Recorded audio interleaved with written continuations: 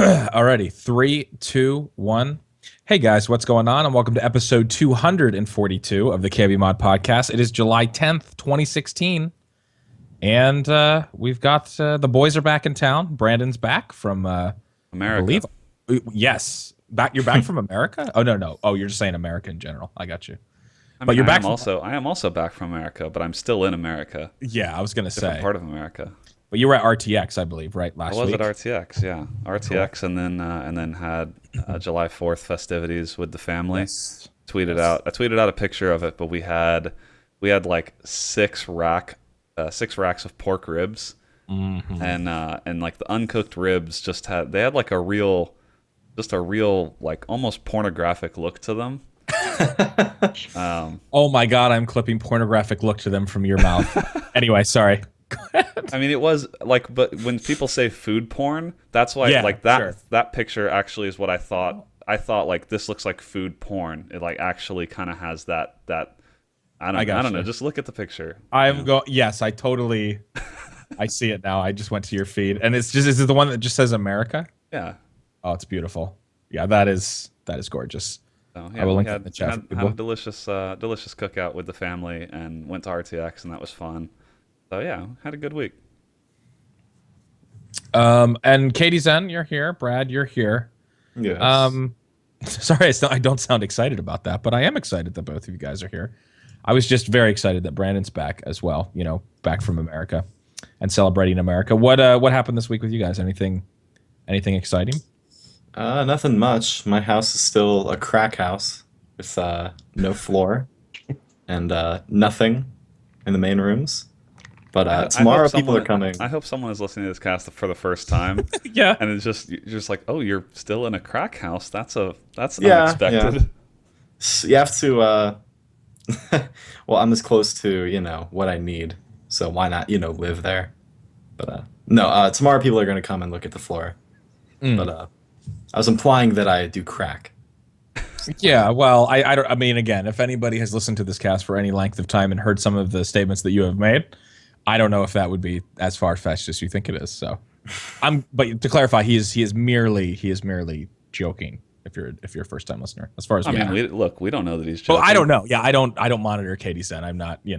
It's all an act. I talk to him maybe once or twice a week. So who knows what he does in the meantime? Especially now that he can't hang out at home. All the floors are messed up and everything.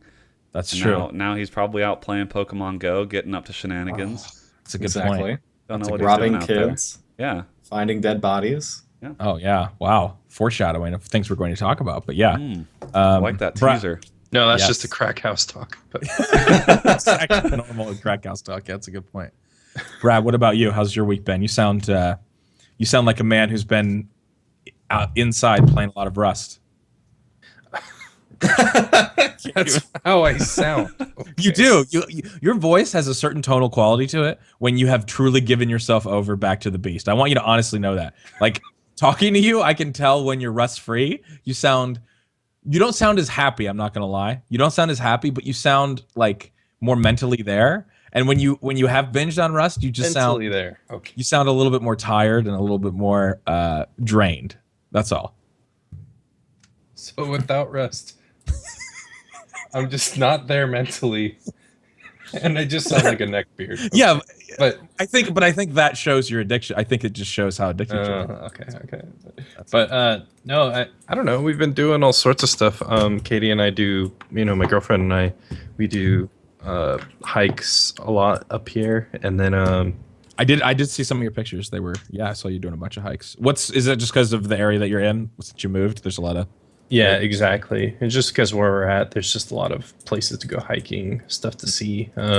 Just the Columbia Gorge is filled with nothing but waterfalls, so it's pretty cool to just spend a morning going out hiking. So that's kind of what I've been doing on top of like just trying to find work and then playing games on the side. So cool. All right. Yeah. Well, we'll get into what we've been playing, and I think a lot of people we're going to discuss this quite a bit, but we've already discussed Pokemon Go a bit. Would you say that your hikes involve mostly like taking pictures of nature, or mostly capturing Well, critters, or a mix? Is it a true mix of both? You can Well, do both. so normally it's just hiking, and then we go to somewhere that maybe we want to take a picture, and then I take pictures or something. This last hike we did, Pokemon Go released, and Yes. my girlfriend brought her phone, and we probably stopped like 10 times during the hike just for Pokemon. Yep. But That's awesome. but yeah, I don't know. Yeah, it probably will change for a lot of people, obviously. But yeah, I'm curious to see how much Pokemon we do in hikes. I seriously might just ban it, like just make it a rule that if we, Yeah. like it's just like I don't want to bring Pokemon for my phone if we're gonna go hiking. But Exactly. It's just another thing to sabotage a relationship, another distraction, really. But we'll get into it a little bit more. About some personal stories. What? And all right, well, that's good. I'm trying to think if I had anything super exciting to add. Not really. I did go to Erie on Saturday, which was nice. Went to chilled by the lake a bit and kind of got out of town. Erie's like about 2 hours away from Pittsburgh or so. So that was good. Nothing too crazy happened. I did have something a little weird happen. And okay, I want to get your guys' take on this. Here we go. This wasn't in Erie, but this is a situation. So there's this place that if like I'm ever going to order food, it's like a pizza place around here, but it also has everything else. And tonight I ordered a sandwich from this place. And we've had this delivery guy a couple times over the course of ordering from this place. And the first time, I think we had ordered a pizza or something a couple weeks ago. And the delivery guy came to the door, never had seen him before. And before he hands me the pizza, as soon as I open the door, he goes, "Oh, smells nice." I'm like, "What?" And he's like, "Did you just clean your apartment, sir?" And I'm like, What? "No." That's like the first exchange I had with him. So, and my girlfriend was there too. She was overhearing the conversation and was like looking at me, and I was looking at her, and I was like, no, not really. And I didn't really know what to make of it. So I could tell he was like lingering and he wanted to have more conversation, but I just like took the pizza from him and like shut the door. So that was my first interaction. And like, I was like, "Did that just happen?" She was like, "Yeah, that just happened." I'm like, "Okay, that's weird though, right? That's a little odd. I've never had a pizza guy discuss what my apartment smelled like." And then we discussed if he was being sarcastic. I was like, maybe he's like mocking, like maybe he's like, it thinks it smells like shit, which I don't think it does. I was like, and she's like, "No, it doesn't." I was like, "No. Yeah, it smells good." So I was like, "All right." So anyway, fast forward to I streamed later or earlier today, and then for dinner I ordered a sandwich from this place. Same guy comes, and I didn't actually order it for that experiment, but now we did kind of want to have him back to see what happened. My girlfriend said she didn't want to order from this place anymore because the vibe she got from this guy was that he was like really creepy and like asking weird questions about like, next he's going to be like, "So how often do you guys go on vacation?" or something. Like he's setting up to like rob the joint. And I was like, "Yeah, it is a little weird." So this time he comes to the door, and as soon as I see him, I'm like, "Oh boy, this is going to be interesting." Looks at me before he hands me any of the food, is wearing sunglasses. He's a little bit, I don't know how else to say this. He's a little bit of a, he has a swagger to him. Maybe some would argue flamboyant a little bit, but definitely a swagger. And he goes, "Oh man," it's like, "Your apartment smells so good, man." So now I'm like, okay, he said it again. So now he must really mean it. I was like, "Oh, okay." I was like, "No." I was like, "You said that last time." He's like, "Yeah." He's like, "What is it?" And I looked over, and we have like those, those like Glade air fresheners or whatever that do the air occasionally. I was like, maybe he's smelling that. I don't know. And he's like, "Oh, okay, yeah." He's like, "Yeah, it smells real good, man." And also, I'm in the back of my mind too, maybe he's like just trying to get a bigger tip. But the thing is, I order online from this place, and I already tip ahead of time, so he's not getting any cash out of me or anything. The tip is set in stone. So then he goes, and this time he goes, he's like looking in, and he's like, "Is this a 2-bedroom?" What? I don't know. He's handed me the sandwich at this point. And I'm like, "Yeah, it is a 2-bedroom." He's like, "Oh, okay." He's like, "Yeah." He's like, "I really want a nice apartment like this someday." He's just literally talking to me. Like we haven't even given each other our names. And I'm like, "Oh, okay." He's like, "Do you like this area? Do you like this neighborhood? Is this a good?" And he for the next 2 minutes, he proceeds to ask me about like how I like the apartment area that I live in, and if they have 3 bedrooms. I'm like, I don't work here. I don't know. I'm like, they probably have 3 bedrooms. And he's like really pleasant, but at the end of the whole conversation, he takes his sunglasses off, by the way, as we're discussing this. He takes his sunglasses off and was like just looking at me like, I don't know what else he wants. I really was getting a weird vibe. So I'm just literally holding my sandwich at the door, like slowly trying to shut it. I'm like, "All right, dude, I'll see you later." And there's like no obvious break to the conversation. And I could tell that if I didn't actually cut the conversation off, I think he would have. He was like expecting me to like give him a tour of the apartment. Like that was the vibe I was getting. Like, and I don't know, and that was definitely not happening. Wow. So this is the second. So what do I? First of all, that's weird, right? Like, Yeah. Well, okay. were you wearing a shirt? Okay, so that's the other thing. No, I was fully clothed. I definitely. I don't think I was. I was in. Yeah, I definitely was in just like pretty normal attire. Okay, so you weren't inviting him in then. I wasn't inviting him in, no, and I don't think I give off like the I'll fuck the pizza guy vibe. I don't think anybody. That's what I was really wanting to get to. Yeah. I know. No, I totally get what you're saying. And the other thing was, like I don't. He seems pretty harmless. Like the other thing is I don't think English is his first language. So I will say that. So I think it could be a cultural thing even. Like I think maybe thinks he's just making conversation and being friendly. Yeah, but it definitely comes across to an American. What it seems like. That's kind of what it seems like, that he's like legitimately just trying to have a conversation, but doesn't realize that that's kind of awkward after the exchange is complete. Yeah, exactly. And I think that might be what it is. Like, I mean, he speaks fine enough English, but I can definitely tell. Like, I don't know. I don't think it's his first language. So I don't know. It remains to be seen. I mean, this is a situation where I'm not gonna like call him and be like, I don't even know his name. Like, I don't even know. We haven't even. But he asked me also I forgot to mention. He asked me how much straight up I pay in rent.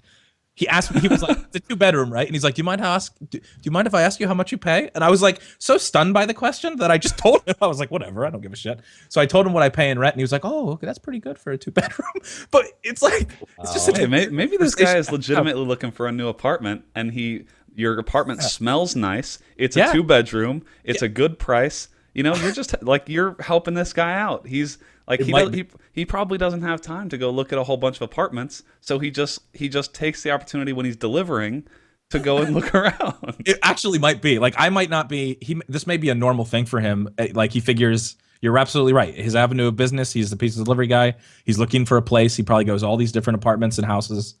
It could be as innocent as that, but it definitely. You're just like, I don't even know. I'd be buying a I don't know where we go from here. Like, I'm scared to actually order food if my girlfriend's not here, because I don't know. Like, if I don't know what's gonna happen next. But what was the quality of the pizza and the sandwich? Like, was this the pizza from this place is pretty good. The sandwiches they have are pretty good. Like, yeah, it's like, as far as like the stuff that, like, I've been here for a while now, so we've tried a bunch of different places. This is like the go-to place. Like, they deliver. They have good quality food for a good price, and they deliver like reasonably quickly without any hassle.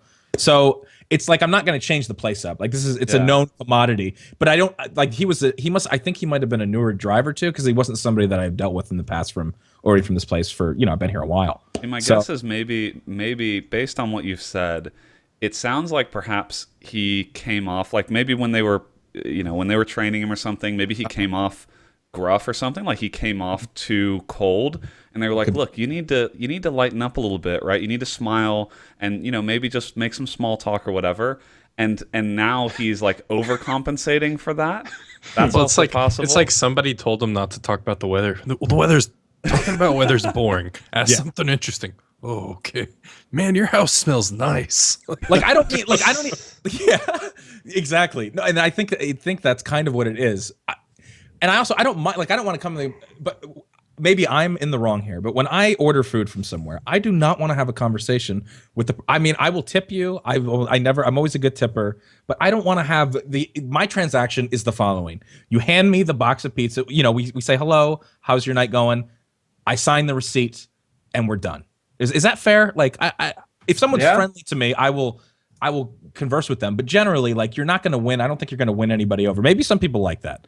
Maybe I'm just an asshole. I think it's the same thing as, like, when you have a really talkative Uber driver or a taxi driver. It's the same kind of thing. Like, that's not really. Some people love that, but you're always going to take the chance that someone really doesn't want to engage in that, and that will make them less likely to to order from there or to use the service again, because they don't want to have to deal with that awkward situation. Like, exactly. You can't close the door on the guy if he's standing there having a conversation with you, but. You've already paid. I did, and I don't want to. Again, I don't want to overstate this, but I got a weird. The end of the whole scenario was so odd. Like because there's a moment of intimacy when somebody removes their sunglasses to look you in the eyes and have more conversation with you. And until I like shut that door, like there was this lingering, like clearly he eventually picked up my body language that I was shutting the door and the conversation was ending, but he was still standing there with his sunglasses off. So I don't know what that means. I think maybe he just I'm gonna go with that he's just friendly and maybe he's just trying to have conversation, and that's it. I don't know. I will keep you updated if I order from this place again and he comes again. Oh God, he might come more than once. But wow. Wow, Anyway. These exchanges are longer than I thought. Sorry to tell you about that whole part. But anyway, all right. So good. Well, I just wanted to pick your guys' brain on it because. Well, I mean, if you keep ordering from this place, like I think the conversations are probably going to only get more in depth because he's going to have to ask you new questions. That's what I mean. That's what I'm afraid he already of, knows. though, He already knows how big your apartment is, what you pay in rent. I mean, like you're gonna need your cats to show up or something so he can ask you about new things. Because otherwise, it's just gonna keep going deeper. Dude, it's gonna go deeper. And the thing is, and you're right. Like, what if he's actually like brilliantly, slowly stealing my identity with these like such innocuous questions? But like, okay, sure. He found out how much I'm paying in rent. Like, he knows my name. He knows that I have a 2-bedroom apartment. Like, he's just slowly. It's the slowest. Oh man, I'm gonna wake up. Yeah, he's just trying to forge a credit card application for you.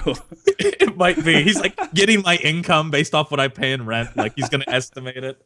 Oh, yeah, Tab. We'll have to. Yeah, my girlfriend's in the chat. We'll have to record it just for our own. Oh, that's brilliant. Because then, yeah, we could record it and then you can hear that kind of conversation. And I can just play it back and you guys can give me like an honest assessment of how it went. That's not a bad idea. God, I hope next time he's like, well, my wife left me. And then just oh God, it's gonna be like so awkward. I'm not gonna know what to do. I'm gonna have to take off my glasses and hug him or something. But all right. When you hug him, you need to say, "Man, you smell really nice." Really nice. I should return the favor. Your place smells great. What's your mother's maiden name? From the chat, your best friend. Damn it. All right. Well. What did we get up to playing this week? I have a hunch for some of the things that are going to be discussed, but Katie, let's start with you. You were playing some Rocket League before. Yes, I did. I didn't play like too much the past week, but I've been playing a lot. I'm still addicted to Rocket League.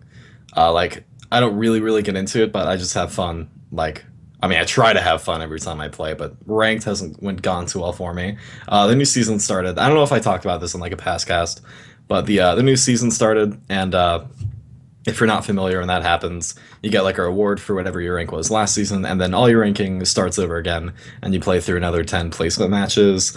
And after playing through my 10, didn't go too well. Got matched with a lot of not very good players, and I ended up in Prospect 1, which is the lowest of the lowest ranks you could possibly get in Rocket League.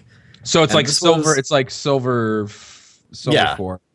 Silver 4 or bronze 5, anything like that. I was shocked. I had a challenger like last season, and like what happened? And I've been trying to just like get back up there, but it's been so frustrating. And climbing through the ranks in that game really does take some time. You have to get like consistent wins.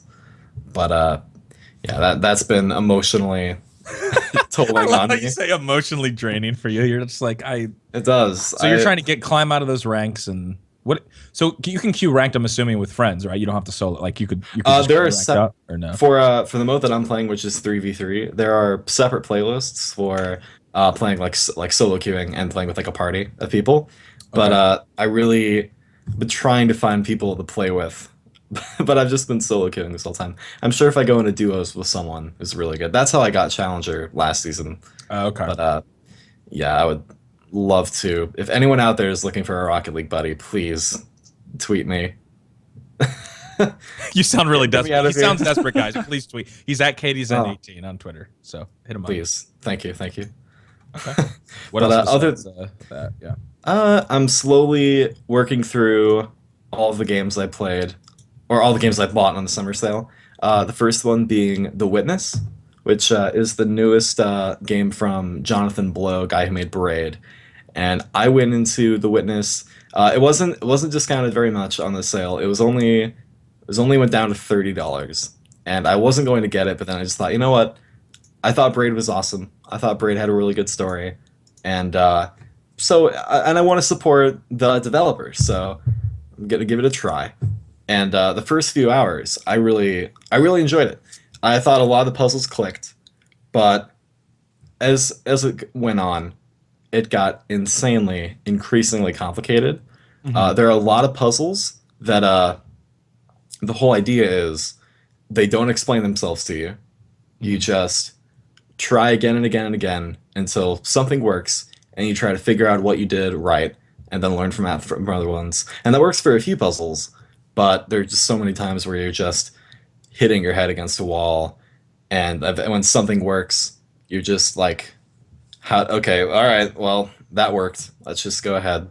And I haven't looked up solutions, but I really this is the game that like made me realize that maybe puzzle games aren't my thing, because it was just like I don't think That I'm sounds good like a enough game for right that. up my alley. People love watching me do puzzle games, so I think Oh I man, think a you're- 24-hour witness stream. No, I did actually watch Shem play that game a bunch, and yeah, that game literally looks like my version of fucking hell, especially in the latter sections when oh because my God. like you were saying, like you would be trying to you'd be just basically like you said guessing, and then you've had so many attempts at one point that when it finally works, you might not even have been paying attention. You were just randomly trying stuff. Yeah, yeah. Like I saw that happening a bit. I think did Shem. I didn't watch his whole playthrough. It was pretty good, but I think he ended up beating it on stream, if I remember. Okay, But cool. But yeah, it does. I've that's heard good that's things fucking about it, but I haven't pretty- played it yet. pretty crazy. It sounds Yeah, like it's something that I would definitely- enjoy.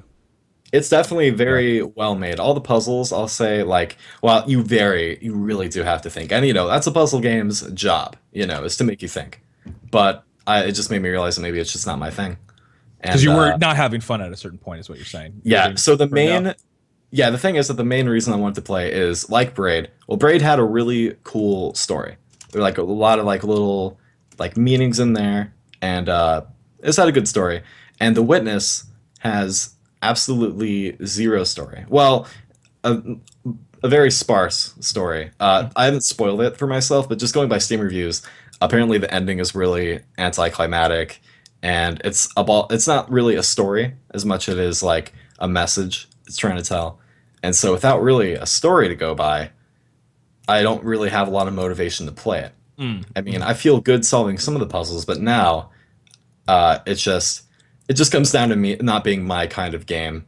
And so yeah, I'm happy to support Jonathan Blow, but I probably won't finish The Witness, or I might look up the solutions. And I hate to say that. No, I probably won't do that. Just get the Prima strategy guide, dude. The glossy one. I'm sure. I will. Hardcover for You'll be sure. fine. God, can we just fucking ban Prima for what they did to Dark Souls 3?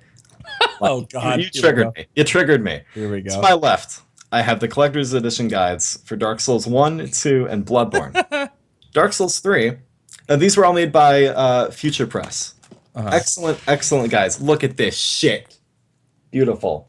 Excellent guides. That And is so for the beautiful. third game, Bandai Namco opted to go for Prima instead.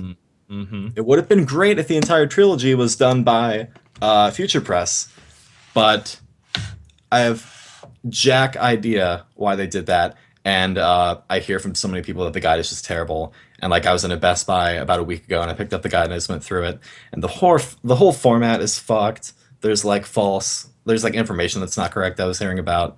But okay, sorry, I got triggered. Fuck Prima. The most amazing thing about what the past minute or so that I've sat here listening to this is that you and apparently other people are upset about a paper strategy guide in 2016. That's Oh my- true. You don't understand. These are no, I very clearly do not understand. That has been made clear. all right. You either. Anyways, and then what else did I play? The game Fury that I talked about last week. That was free for PlayStation Plus, so I played like an hour of that, and that was pretty cool. I don't want to say too much because I haven't really gotten very far, Yeah. but I've beaten like the second boss. Like the whole time I'm going through, I'm thinking, man, this is so inspired by Afro Samurai. Like these main two characters are basically the same as the two there. Then come to find out, the main character designer of the game is the guy behind Afro Samurai, And I just thought that was funny how I had no idea it was the same person, but it turned out to be the same. Like you can tell.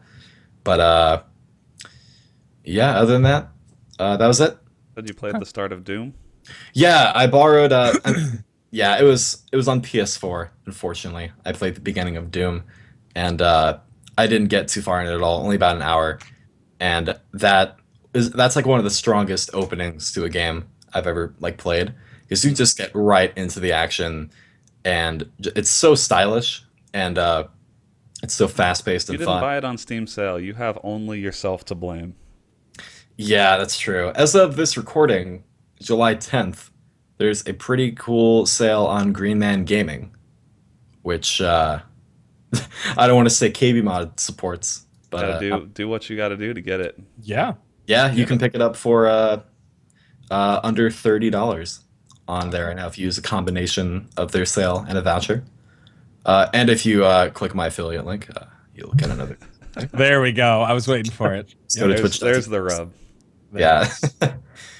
But yeah, and so that was pretty fun. And every second I played that, I'm thinking, God, I should have just bought Doom instead of The Witness. But, Okay. but yeah, that's all I played. Cool. And again, you didn't say the actual code for the 3% off, but it's Prima Strategy Guide for the Katie Zen. Oh yeah, That's the one. forgot to say. Um, Yeah. All right, Brad. What about you? Would you? I mean, I don't know why I'm asking it like that.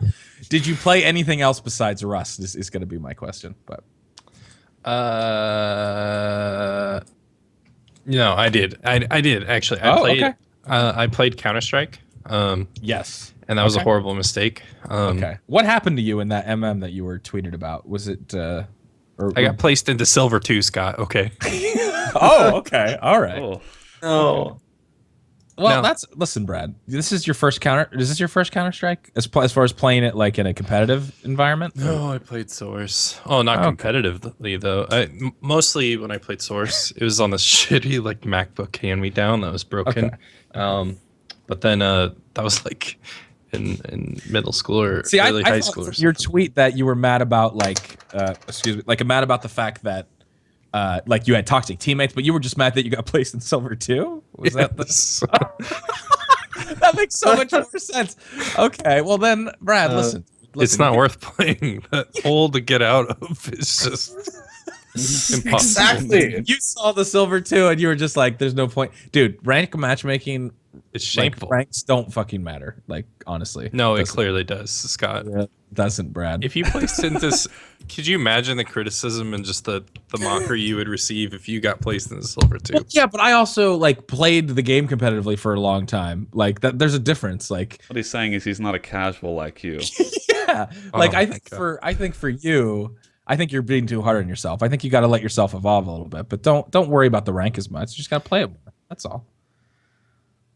But it doesn't sound don't like tell it me- sounds like with this. It sounds like with this Rust update, Well- you won't be going back to Counter Strike anytime soon. But When I last played, I got placed into Gold Nova 4. So to go from Gold Nova 4 to like Silver 2 just doesn't make a lot of sense to me. But Yep. I don't know. We are both in elo hell right listen, now. you both are globals, and you just is right now. You just think you've been screwed by the rank system. It Yep. happens to people. If I could just be matched with two other of me, and if Brad could just be matched with four other of himself, Yeah, you we're guys. talking DMG. Absolutely. At the very lowest. I'm thinking LEMs to Supremes for both of you. Easy. All right, Brad. Well, we are going to talk about I have to ask you because I know the Rust update came out on Thursday of this week. Is it? Mhm. Where they have XP trees, I think. Yes, they introduced a new XP system So tell- and it is broken as shit. Okay.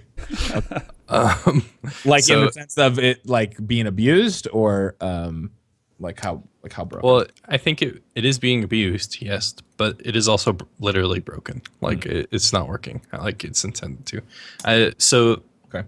you level up, and then as you level up, you have the opportunity to unlock things to learn by using your experience that you earn by harvesting stuff, killing animals, creating things, stuff like that. So I went to.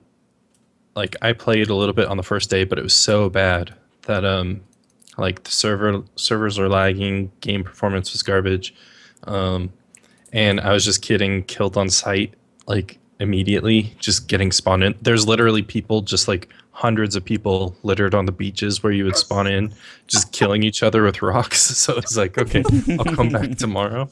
Okay. Okay. Now, what I didn't expect is, so I did a little harvesting. I played just a little bit, and people killed me and took my things. So Okay. with the XP system, you share some of the XP. So if I collect something and you take some of my wood, I give you some of my wood that I collected or whatever, I get, a small chunk of the XP. Well, it was broken and I got all of the XP. So when I signed in the next day, I had everything, like I could unlock it. So, Oh wow. So and it so was you that weren't way sharing for- XP with anybody, and and then basically you unlocked everything. Okay, that sounds pretty broken. Yeah, so day two in the official servers, and people are farther than they like probably ever were previously. So they're gonna address it. They're gonna slow it down quite a bit. I imagine they even tweeted like, "Wow, you guys sure know how to level up fast," or something from the official account. It's like, yeah, it's broken as hell. But yeah, I don't know. It's been hectic, but we're already built up and everything, and it's been pretty interesting. Actually, I got identified in the server. And Oh, yeah? one of your subs on Twitch. Oh, It's like, yeah. oh shit! Hey, it's Hutch. Hey, I don't know if you remember me, but I'm one of APL's subs. Well, I gave him some stuff so he could get started and all this, and then Then you killed him. no, I Oh. thought about it though. But Yeah, I'm sure. like 15 minutes later, or like half an hour later, somebody killed him and locked him out of his base that he set up. So he was screwed after I gave him all that stuff. Somebody had messed with him, but I don't know. Okay. So, but you've clearly put a lot of time into it, even with it being broken. So, you're still enjoying the game at the core. Yeah, I am. I'm just going around killing people. That's Okay. just being toxic. So this is a good question, because I didn't get a yes that you actually still enjoy the game, and this goes back to my addicted theory. Like it is something to pass the time, Brad, and yes, like you get those little jolts of joy that you had, but nothing's as good as the first time that you took somebody's life in Rust and really fuck with them. So Right. do you feel like you're forever chasing that high in Rust? yes, or no? and that's by like aiming higher and higher on like who to raid and who to fuck with. So like Right. there are huge clans on the server, and then there's also there's also a huge Korean population that plays, Okay. and they literally use like child labor to help them level up. What? What? Like, it's really messed up, but there's this Wait. one huge base. No. Like we couldn't even just fathom how much work it took to like get this base figured out, and they were just screwing everybody over. And they literally had just like children playing the game outside doing work for them. Wow.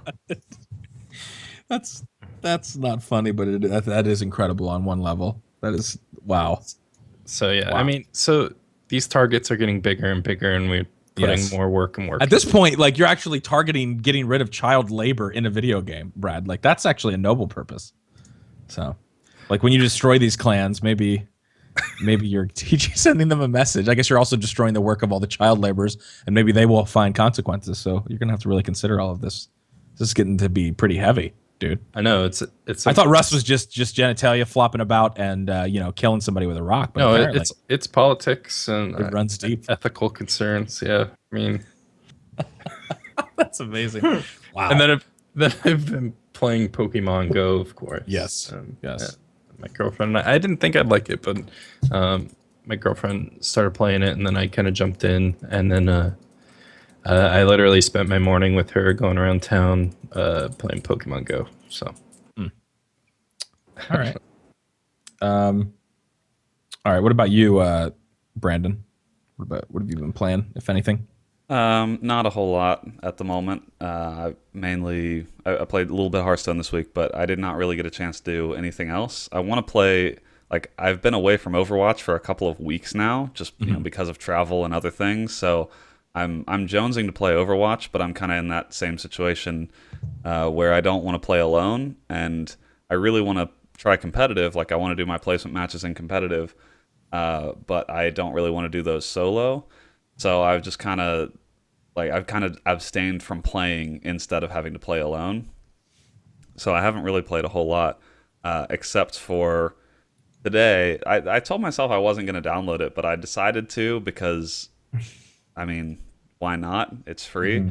But I downloaded Pokemon Go, and I mean I was a like a big Pokemon fan when I was a kid. But again, this was at this point like 20 years ago, almost. So I downloaded Pokemon Go, and I was in town earlier today. Stopped to get a sandwich, or got Chipotle and like got Starbucks, and I was just like, you know what, let's give this a try. You know, like people around the office are playing it. People seem to be having fun with it, and so I downloaded that, and it's actually pretty fun. I don't know that there's a ton of longevity there, but it's pretty neat.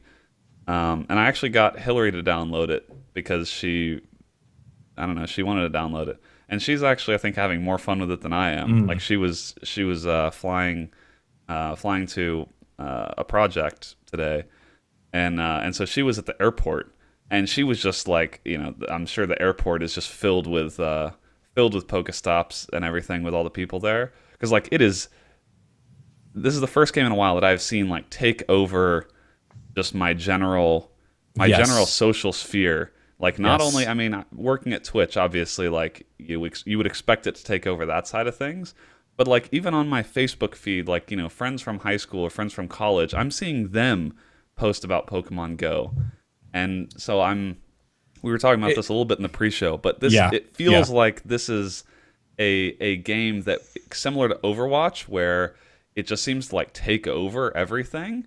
This is doing that same thing. It is, and even on a bigger scale, because it's more casual than something like an Overwatch for people that aren't into gaming. I mean, this is like a cultural phenomenon. Is not. I think, at least, I don't think that's overstating it. It's everywhere. Every other tweet, every other Facebook, like you're saying, Brandon, like literally. I'm just seeing memes, and so like there's a whole meme culture now, of course, coming up around it. Like we talked about Overwatch, the same kind of thing. Every other screenshot is a picture of somebody's, you know, one that the Pikachu that they saw. It's obscene, and I'm not even engaged in it, and I haven't really necessarily minded it too much. I haven't downloaded it yet. I'm sure I'll break at some point and do it. My girlfriend's been playing it and talking about it a bunch, but I mean, I saw a thing that Nintendo stock went up 8 or 9%, essentially overnight. Once this released, it might be even more now, but it's insane. Yeah, it's been kind of neat just seeing. I mean, the San Francisco area, I think, is definitely going to be higher activity for that sort of thing than other areas, just because everyone has smartphones here. Everyone's like pretty hyper focused on tech and new apps and that sort of thing. But like just walking around, you see people playing it. Yeah. Like you'll see people with their phones out, and you'll maybe overhear them. Like today, I overheard two kids when I was walking out of Starbucks. I overheard two kids talking about like the Pokemon they were trying to catch. And I don't think I have seen an app that has that kind of influence in just like people walking around, and you see like if you're sitting around any sort of point of interest, like there are just people sitting on their phones playing Pokemon Go, because that's like for anyone who hasn't heard of it or hasn't seen it, that's sort of the point of the game is you're trying to catch all the Pokemon, but they are in different real world areas. And I think a lot of the tech is based on a game called Ingress, which is it's like a real life. I mean, it's a game based on you go places in the real world, and so Pokemon Go works that same way. So like you'll see an actual map of your area, and you'll see like stops that are real places, and it might be like a fountain or a bench or something else. But that's like that's sort of how one of the ways you progress in the game is like you can go get items at those places. So it's like it's been pretty fun. I want to, like, next weekend or when Hillary and I are together, like I think it seems like a fun thing to do together with people. Mm-hmm. Oh yeah. I had a group of friends go like downtown, like down to like the canal, where I live, and they were telling me there are like 70 or so people all down there, like all on Pokemon Go. Yeah, I've seen the pictures of. That's the other thing with some of the social media stuff. I haven't actually. I mean, I don't think I could tell you the last time I was actually outside, but from my social media feed, yeah, like some of these pictures of like just hundreds of people in a park and stuff. Like it's insane, all playing the game at the same time. And we'll actually get into. I don't want to spoil. I mean, okay, never mind. Well, this is perfect. Roll right into we'll it. roll right into it. Here So we yes, go. we're now transferring to the news section of the podcast with about this because we're going to talk about this anyway. But with all of the good stuff, you knew it was only a matter of time before the weird stuff of everyone being out. And because humanity is not just a entity that can just handle the good aspects of life, we also have to have people that just fuck it up and take advantage. So I think this one's not so much that, but it's more just somebody, a player has found a dead body playing this game because of an area that the game brought them to. That's crazy. Players getting mugged at Pokestops. That was actually, I think that came out. I don't know if that was today maybe, or this week that was a thing. Yeah. So as obviously as you're having this really cool kind of, and I think mostly it seems most people are kind of praising it for getting people outside and interacting with other people. There are definitely some crazy things.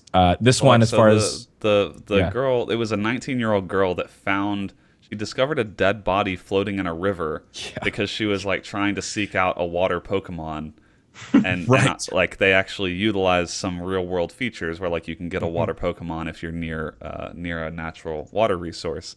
But yeah, it's just stumbles upon a dead body. I mean, It makes you wonder, how much like doesn't get seen these days because people are just a lot of times inside or like not no, really it's true. like It's a not great exploring the way they used to, like just exploring the world. People are gonna find they're gonna find like dental records of mobsters they've been looking like it's honestly gonna happen. Like I think this is just kind of the tip of the iceberg by having people be excited to actually, like you said, go out and just kind of explore.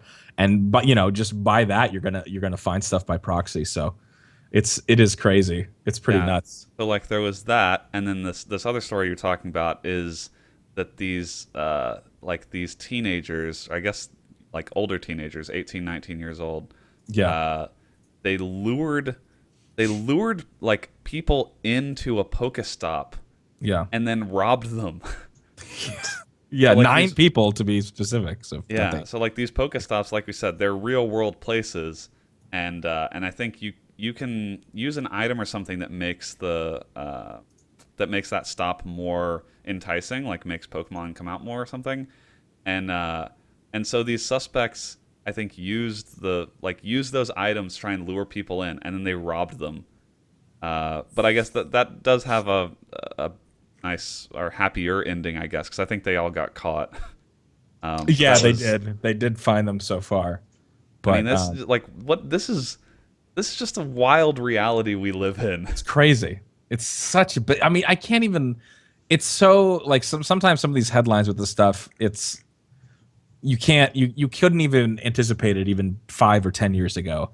I guess you could have, but it's like I have to shout out this tweet from Nick Fenton, which was an hour ago, who said, "How long until we see a news report titled 'The Pokemon Go Killer Strikes Again'?" And that's pretty fucked up. But honestly, though, like there is, as much as people are having fun with this and stuff like that, and you still have to parent your kid, and there's all kinds of things. This is just kind of another, and kids have cell phones so young nowadays too. Definitely, just kind of another thing to keep tabs on and make sure your kid isn't just like wandering around downtown without you. Yeah, well, that's what I've seen. Kind of That's what I've seen is just like the safety implications of this. The game, while it's cool that it's getting people out and walking around, like it's sort of encouraging you to walk around looking down at your phone, and like this actually happened to me today. Is like when you get to the spot where you can actually catch a Pokemon, like one of these Pokemon was. It's an augmented reality thing. So you turn the Pokemon, and the Pokemon was in the street. Yeah. And so like yeah. I'm not gonna. I know I shouldn't walk in the street, but I'm not like a 5-year-old. Yeah. Right. And so like a 5-year-old might they might just walk in the street because like they think I can get close to this Pokemon. It's easier to catch it, and all of a sudden now you're hit by a car. Yeah. Or the adult Absolutely. version of that is like people driving around and playing while they're driving. Sure. Exactly.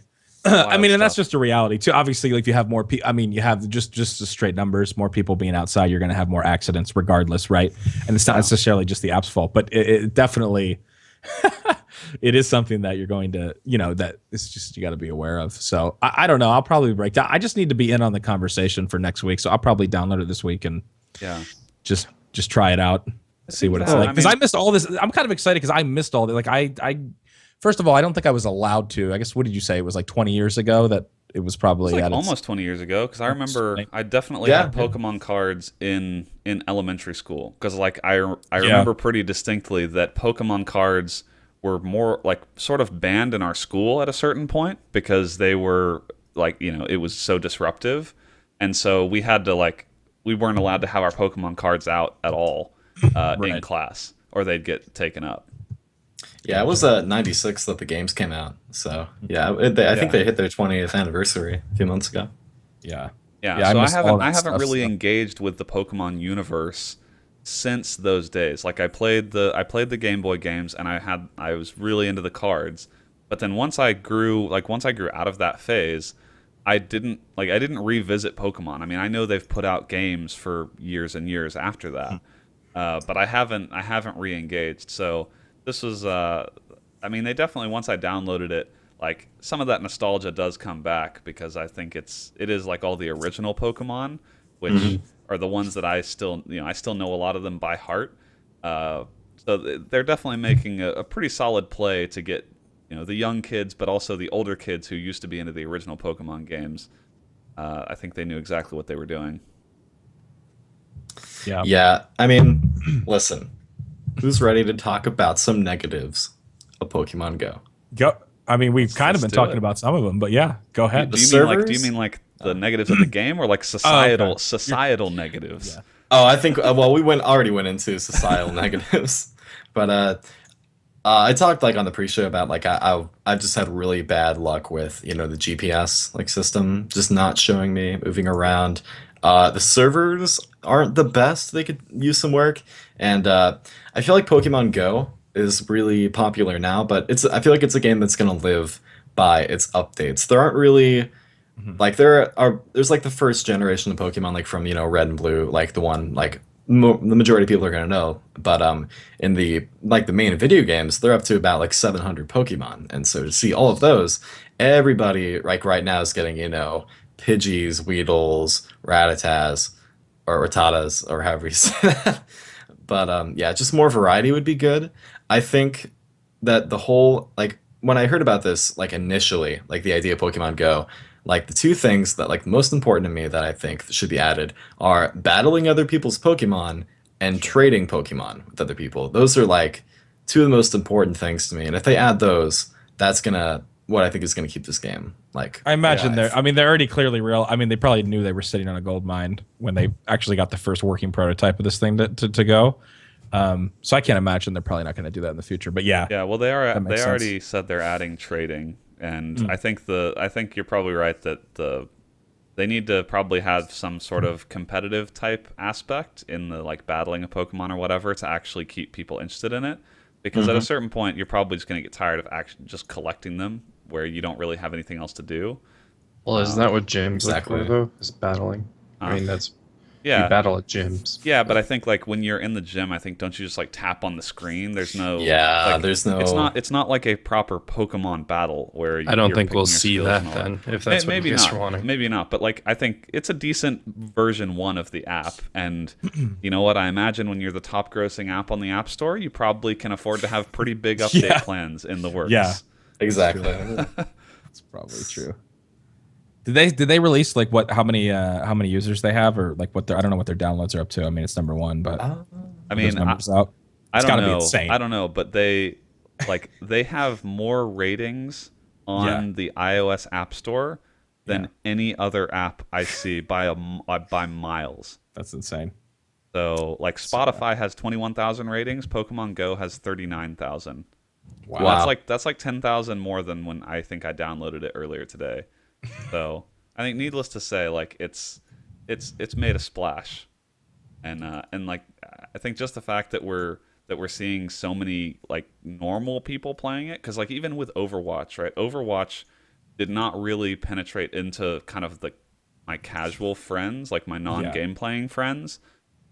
Whereas this game definitely has. Like I'm seeing it on Facebook, I'm seeing it, I'm seeing it everywhere. And even like I said, like Hillary got into it, so that's surprising. Right. But I think it's pretty neat. Last night, went to the hotel that my parents are staying at with like the home being renovated, and I started like telling my mom about Pokemon Go, and she started it up, and she's like walking around the. She works at like a college campus, and she's like walking around the campus, like everyone else is Oh, playing it's a it. gold mine. She's already catching better Pokemon than me. So that was cool. It feels like kind of the same. Like I've seen this sort of thing with people and street passes for the 3DS. Like I've never gotten into it, but I know that some people are really into that. Like at conventions and stuff, they want to do street passing, and this sort of feels like that same thing, like where you want to get with your friends and like go around and try and catch different Pokemon. I think that's the. Hopefully they'll add more features that kind of encourage that sort of thing, where like I want to get together with my friends and visit these real world locations, because that was the first time in a while where I was like, you know what. This would actually be a pretty cool way to explore even the area I live in. Like I haven't really walked around all that much, but I'm out and about and I see these different stops that it's like a fountain or other things. But yeah, like I would walk down there and check it out, whereas I probably wouldn't otherwise. And that was a neat feeling. Like it made me want to actually get out, where normally I just want to stay inside and play games. Exactly. It's great how like you can't play it just like sitting down. You have to get up and like move around and actually like see Pokemon and stuff. So I think when I had read, this was early in the week, I said 8 or 9%. Darkwing in the chat just saying that he just read that it was 23% stock rise over the last week. That's wow. Fuck. That's just insane. That's nuts. Awesome. I mean, and to be expected as we've been talking about, it's insane success. So, okay. All right, well let's move on from an insane success that Nintendo has pulled off with this app to an insane level of failure not always seen on the internet, and that is the CSGO gambling drama. That was a terrible segue. That was bad. So many options. I know. I thought you were going to go for something like now from something that's designed for kids. I was thinking like the underage angle. All right, take it. I've erased everything that just happened. Go ahead. I was trying to think, but I don't have enough time now. We're already into it. See, the thing is, I just have so much disdain for this whole situation that I can't even force like a good segue. Actually, okay. So I love you guys. I love you. Thank you, Katie. Yes. All right, I've got one. Okay. Go ahead. From gambling your Pokeballs to gambling real money. Yes. I don't know. I didn't. It's not finished, but there was something. You know there. what? Put that back. Get that back on the drawing board, and you know what? We'll come back to it. But anyway, we've talked about CSGO gambling a shit ton on this podcast over the past couple weeks. We talked about the lawsuits that have been levied, the lawsuit that has been levied against Valve and other gambling, CSGO gambling websites. But this week, truly, I think has marked a turning point. Fever pitch. We hit fever pitch, 100%, because the website CSGO Lotto, which was one of the most popular CSGO skin gambling websites, and had huge amounts of traffic and lots of users, was also a website that was used by a little YouTuber called named T Martin, and another little YouTuber called Pro Syndicate. And you might think like, oh, that's no big deal. Lots of streamers are and YouTubers are sponsored or gamble on these websites and make videos about them. And I would say absolutely, yeah, that isn't anything out of the ordinary. But what we learned this week was that T Martin and Pro Syndicate not only play on the CSGO Lotto website, they are the owners and founders of the actual website. And then we go on to learn that they, at least in T Martin's case, not only didn't disclose the fact that nobody knew that they had any kind of association with owning the website. There was no tags in the description. There was actually, on T Martin's part, many examples which have since been attempted to be deleted by T. Martin off of the internet from former videos of him saying things like, "Hey guys, just discovered this new website, csgo.com," and just basically totally lying and trying to make it seem like he has no affiliation with the site. And so what has ensued over the past week has been truly one of the most disastrous scandal PR campaigns. I don't even know if you could call it PR, because there's been if there was a public relations company hired by him, they should all be fired at this point, and I'm pretty sure there wasn't. So this was news that was basically broken by it kind of blew up when H3H3, which I'm sure a lot of you people watch. He's a huge YouTuber who does lots of different videos, but kind of like is the reaction to really cringy stuff on the internet. That's how he started. He's the Vape Nation guy. He's the vape. Okay, I hate even saying Vape Nation. That's the most amazing part, though. Is like this was broke. This was broken. The story. So the story was actually broken by like a small channel called Honor the Call. That was the original. And then H3H3 like sort of did a video about it and followed up on it. But it's like, I love that he's the Vape Nation guy, and also he's like this hard-hitting news channel. He actually blew this whole thing up, right? And it was good that he did, because obviously he has a huge amount of reach, has a huge following, and so he did a really just kind of facts video. Again, like you said, where Honor the Call did a video, and he basically kind of added to that. And it was it was massive. Like I don't think I've seen, like you said fever pitch, Brandon, but there hasn't been this kind of outrage over something so scummy. I mean, and make no mistake, this is grade A scummy. This is, beyond the fact that we can get into the merits of kids who are clearly, again, garnering gambling addictions from the way that these sites operate with kind of very little oversight. And again, we can get into the whole, parents should be parenting. Yeah, I get all that. But this is a situation where, you have somebody who's running a gambling website, making these videos, not sharing his affiliation that he actually owns the site and benefits monetarily from owning this business, is doing these reaction videos to him winning, right? Putting $100 of skins in the pot and then getting up to 2,000. And then afterwards, the other thing that I thought was really hilarious about this is T. Martin and Pro Syndicate, they own CSGO Lotto. The stuff came out, and they've been very adamant that none of the videos that they have done in regards to them winning have been rigged, right? Like, no, the website's not rigged, like, yeah, sure, we won big on this, but we didn't do anything on the back end and stuff like that. And that may be entirely true, right? Like, honestly, that could be true.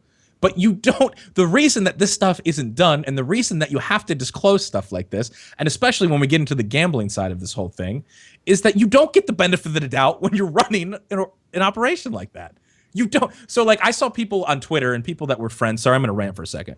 But friends with these guys who are like, okay, that was a scummy thing to do. But at the end of the day, I'm friends with these guys. And let's not go on a witch hunt against them, right, for saying that the videos were rigged or that they did anything in the back end.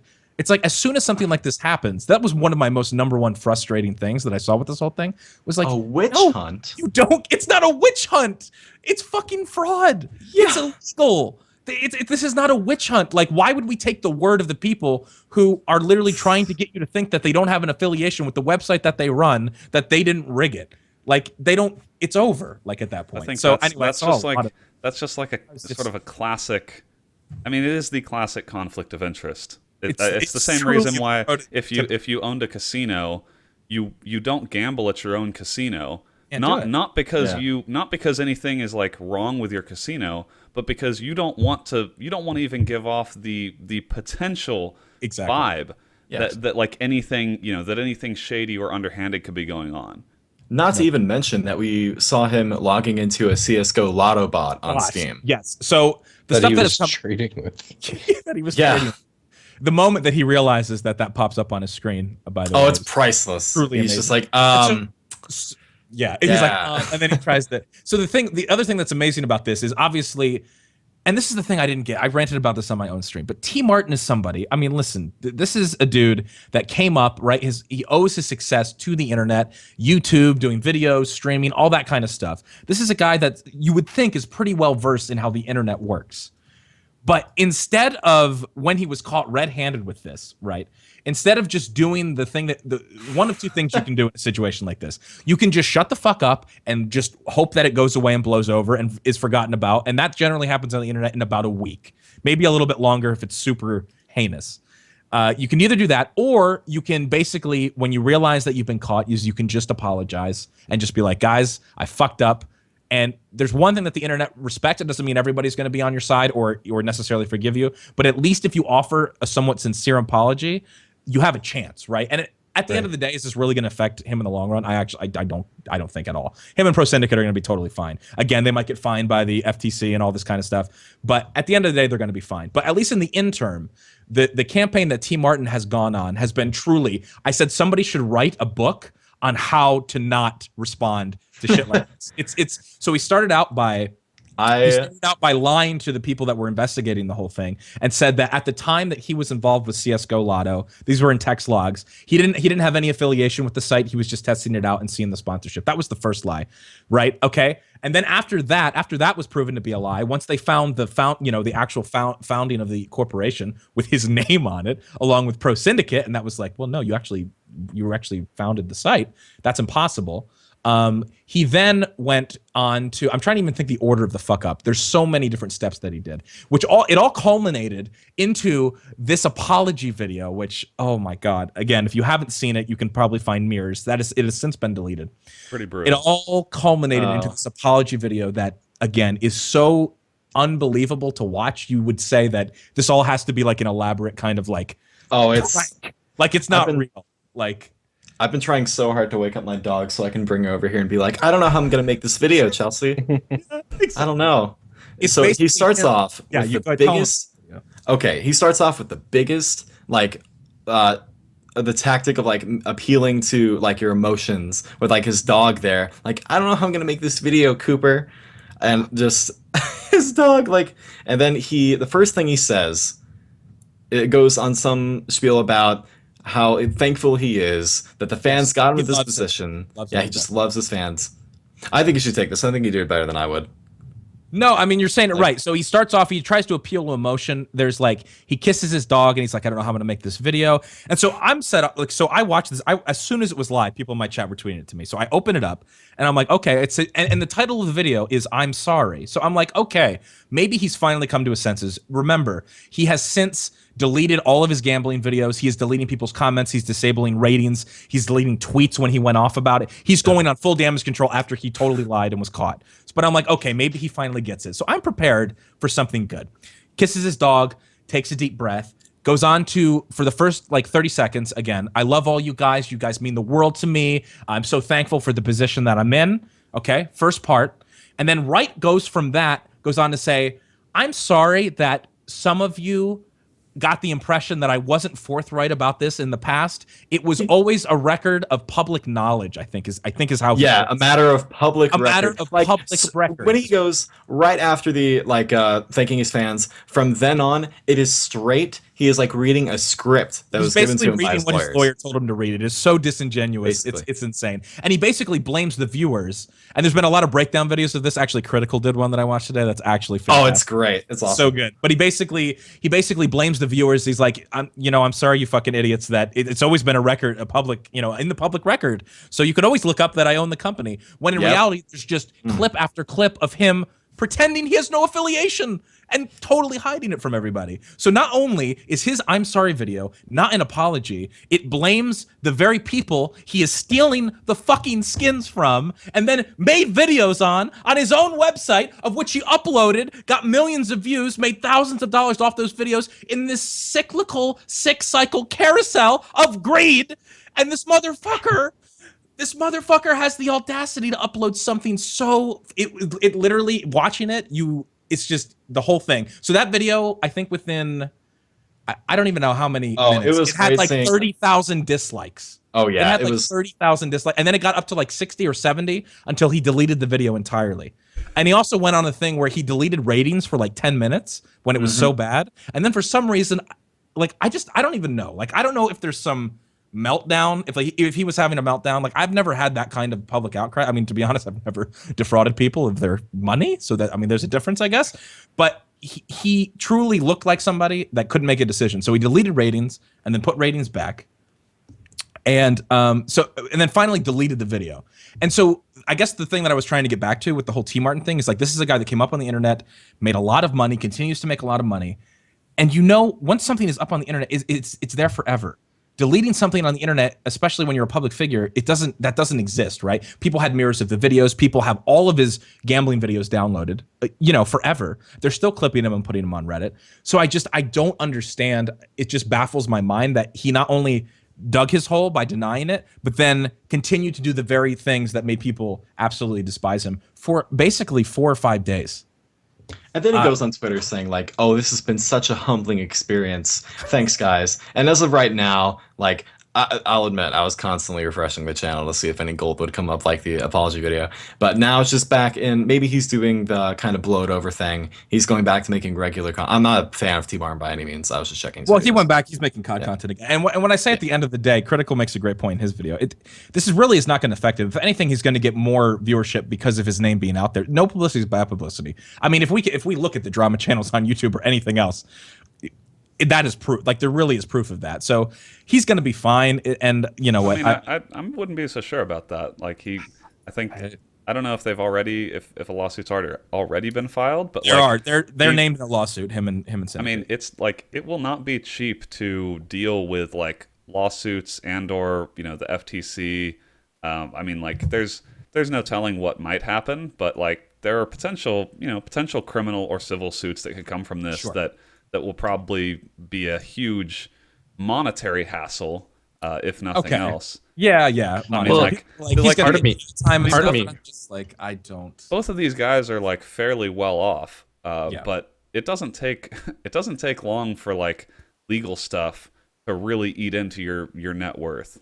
That's not a bad. That's a good point. That's true. I guess I'm more saying in the sense of like, I don't know. On the internet, I just feel like he's not necessarily. His fans are going to keep watching his content. Like he's not going to go from being like a public figure that a lot of people like to a public figure that no one likes. But I think that like this sort of issue is going to be hard for him to get over, because it is going to stay with him in a way that most other things don't. Like most other drama, I would say, is like fairly contained. Like, there might be Reddit posts. There might be Reddit posts in certain subreddits and things like that. But this, given the way that kind of the CSGO gambling stuff is kind of blowing up and actually making it to like mainstream sites, I think for a long time, those Google search results are going to come up with news articles about this instead of about his content. That's what I think will haunt him. Okay, that's fair. That's a good point. Yeah, and that makes me feel a little bit better. Yeah, I guess in the sense of a lot of times you see like the reaction to people being like, well, this is going to absolutely ruin him. And again, you might, like you're saying, monetarily, especially as the lawsuits and stuff go through, in the background that probably will happen. But I think there's a like small percentage chance that this actually does ruin them. Right? There is a chance that like if they're convicted civilly or criminally, that like they could there could be severe consequences. I don't think there's a high chance of that, but like you were saying, deleting tweets, trying to change things after. I didn't even mention the metadata changes that he did. So he then went in and retroactively put in the disclaimer into all of his gambling videos that was not there before, and then said that he always had disclosed this information, and people can obviously go in and see when that was changed in the in the actual description, and that so it's just on every level, it's insane. Yeah. So I think I'm gonna guess that a lot of like at the start was a lot of those reactions are probably driven by emotion and not knowing what to do, and fear, absolutely, and probably at a certain point he got legal advice, and I'm guessing that that legal advice said, hey, the things you're doing now, you need to stop doing all those things. Yeah. But yeah, I imagine I feel like this probably won't go away, because I think a lot of people actually are. I think this issue is actually causing a lot of people, real real, like, it actually affects real people, right? Like if you've Sure. if you've used one of these websites and you've lost, like you potentially do want to, like, you do want to see these guys pinned to the wall, because now you don't know if it was if it was legit or not. And so I think that I think people won't let this go. Where if it was something else, if it wasn't something that was so inflammatory right now, I think people might let it go. But this, like, I think people want to see someone made an example of. Right. And you know what's really funny about this is he has foobarred this whole thing so badly. One thing that kind of gets lost is Syndicate is not even the focus really anymore. Yes, sure, he's been Well- involved in this, but he to some extent did some damage control and then didn't do anything more. Like he tweeted about it, said he'll be more transparent going forward, and that was it. And T Martin's response, again, I'm not saying Syndicate won't have consequences too, but his response to this has been so poor that he has basically taken the heat for almost everybody, and there's more people even involved.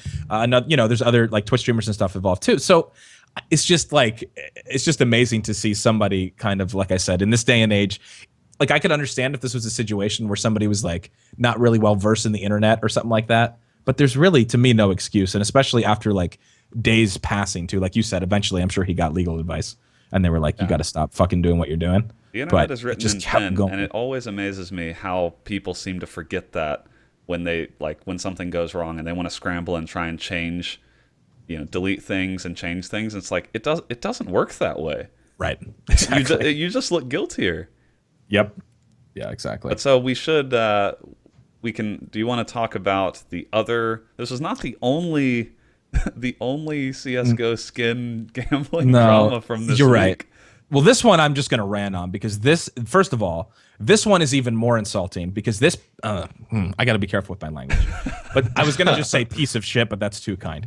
But anyway, this YouTuber, so is it Psy Syndicate or PSI? I don't fucking know. I don't care. I've seen him. Anyway, he made, so he came forward and he exposed himself in this because no one has exposed him before. And this was basically a situation where this YouTuber, who's a pretty popular YouTuber, was approached by a CSGO betting site called Steam Lotto, and they wanted him to act as if using their site. It's a different site.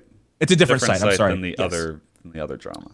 And I also want to say too, we didn't really talk about this, but this is just the tip of the iceberg when it comes to these betting sites. Like, there's other websites like CSGO Wild and stuff like that, where all these FaZe members apparently, like, again, it's still being worked out. But I do think this has kind of been the turning point, and I think we're going to see more of this as the weeks go on.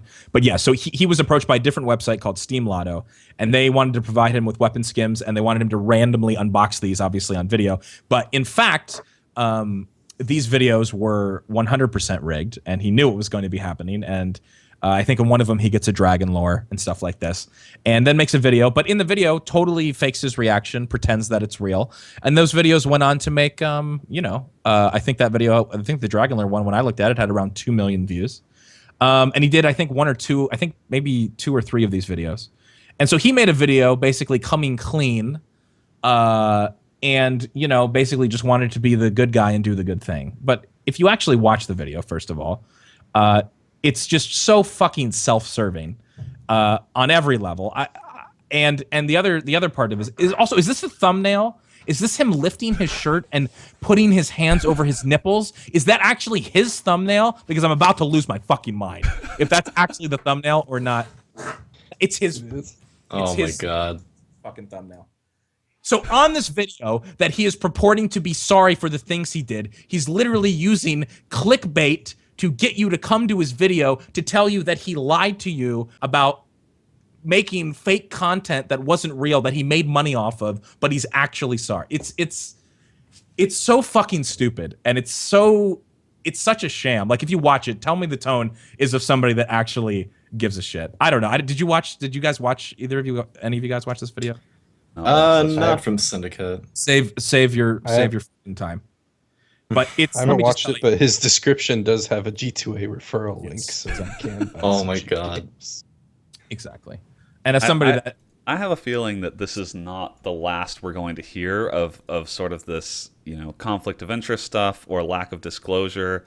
Like, I have to imagine there is a lot more, just because there has to be, right? There has to be. My favorite thing was the Total Biscuit came on in this comment section and just fucking. I mean, again, Total Biscuit is hit or miss for me in a lot of things, but he just came on and he fucking lit him up after Did you watch he his video? I did watch his video. His video made a lot of good points too. But in the actual comment section of the Syndicate video, he came in and was just like, "You were fucking disgusting. Get off my fucking platform." and it was good. And then Psy Syndicate comes in and he's like, "You've always been a hero of mine. I'm sorry." Blah, blah, blah. And I'm just like, "Oh, fucking God." The whole thing. Wow. The whole Scott, would you say it's been a good week to be a Redditor? dude, oh my God. You know what? I came clean a couple weeks ago about the fact that I'm actually a Redditor, and this has maybe been my best week in Reddit of all time. Yes, Brandon, you're totally right.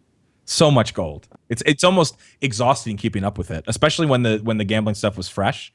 Every second there was a new thread. I don't think I've seen the name T Martin that much in like my entire life than when it was all on the front page of the CS:GO subreddit. It was pretty nuts.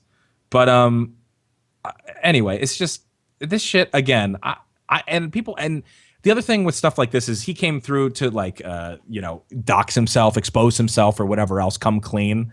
But it really is just a veiled attempt at gaining.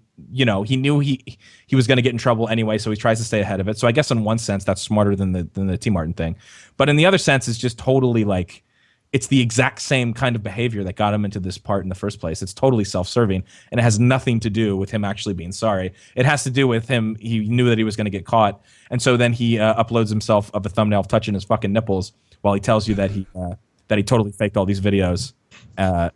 It's just fucking. It's just the whole thing. It honestly makes me want to, like, for at least a day or two, turn off all my electronics and just go like jerk off in the woods for like 5 or 6 hours. I'm just over fucking being connected like this. Like, I understand people make mistakes, but we are truly in a lot of ways, the Wild West, and I think we didn't realize how fucking wild it was until all this stuff started coming out. So whatever. It's just, I don't know. I probably could rant about this for hours, but it's so we'll keep an eye on it. Before all this stuff broke, I feel like we spent how many podcasts talking about the gambling stuff? I think like 3 or 4, right? I feel like we were always mentioning it for a while. We've talked about it before, but I think this exposes a side of it that I think people, like, if you weren't really into the scene and knowing how the business side of it worked, right. I think people sort of weren't exposed to this being a possibility. But now I think people are seeing that this is actually like a pretty big. It really is the Wild West. It's a pretty big issue because this is. You can see a lot of parallels with literally just like the rise of gambling in casinos, sure. And then like online poker and other things. Like, I think you can start to see how these sorts of situations, once they get out of hand, like you can, that's when the government will come in and like start intervening in a way that they didn't used to, and it would be a shame to see like some pretty cool opportunities get drowned out because of greedy bad actors. Exactly. Well said. All right, that's good. That's a good. I can stop ranting about this for a little bit, and now I'm going to rant about something entirely different, but definitely related to CS:GO.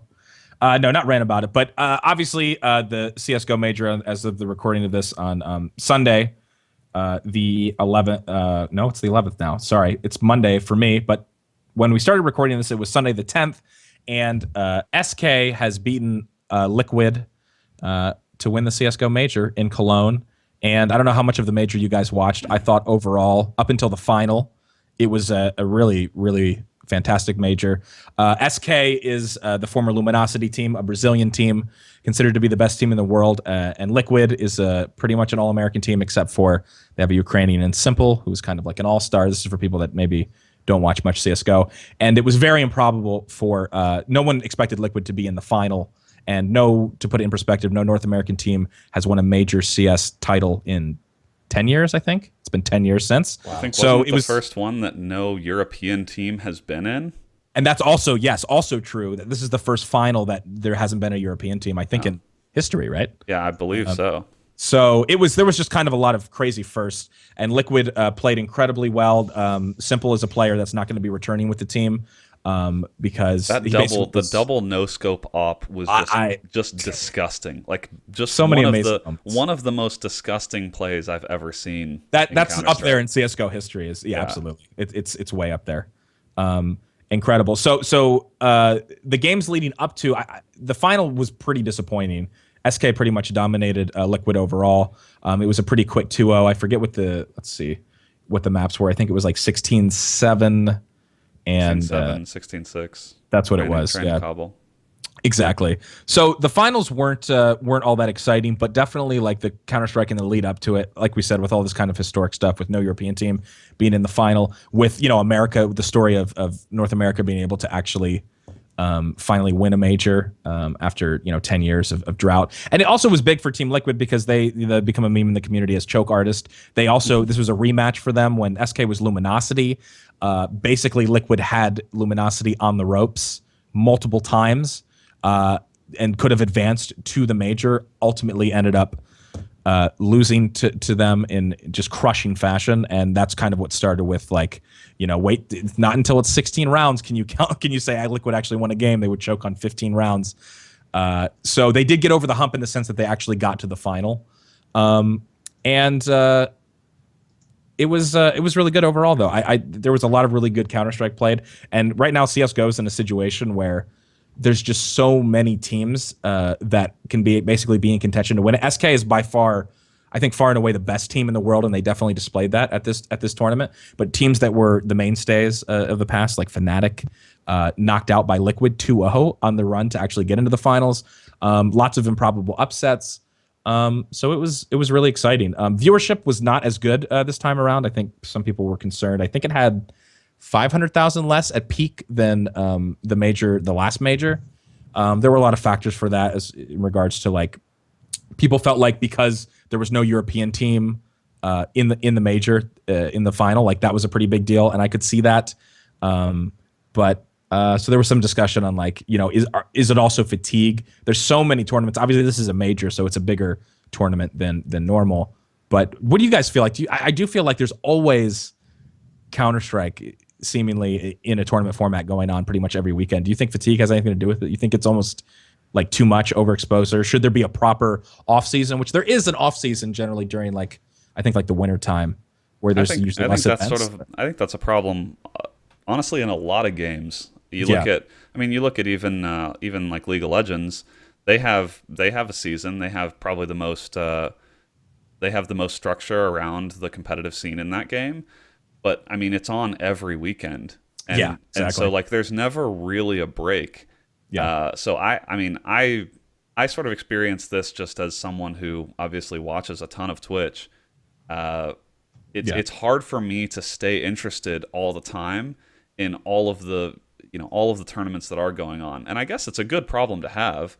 But I think it's a little bit of fatigue. I think maybe it could be that there's no European team. Yeah. But the way I look at it is I think it's a good problem to have when you're concerned that this major didn't get 1 million concurrent viewers. No, exactly. I mean, I think a lot of people just forget that a few years ago, streams hitting 40-50K was ridiculous. Absolutely. And now we're a little concerned that this major didn't hit a new viewership record. Guys, we only had 850,000 concurrent. I mean, that's kind of the crazy thing to me is that at some point things are not going to grow at the ridiculous, stupid rate they have before. Sure. And so I think I don't really take anything from this major not breaking a viewership record the way that seemingly we were just constantly doing before. At some point, it's going to level out a little bit. Sure. And like you said, there could be a lot of factors for that, fatigue, teams, all that. But it's still the viewer base is so large now. There are so many people watching that it's gonna at some point it's gonna level off. Absolutely.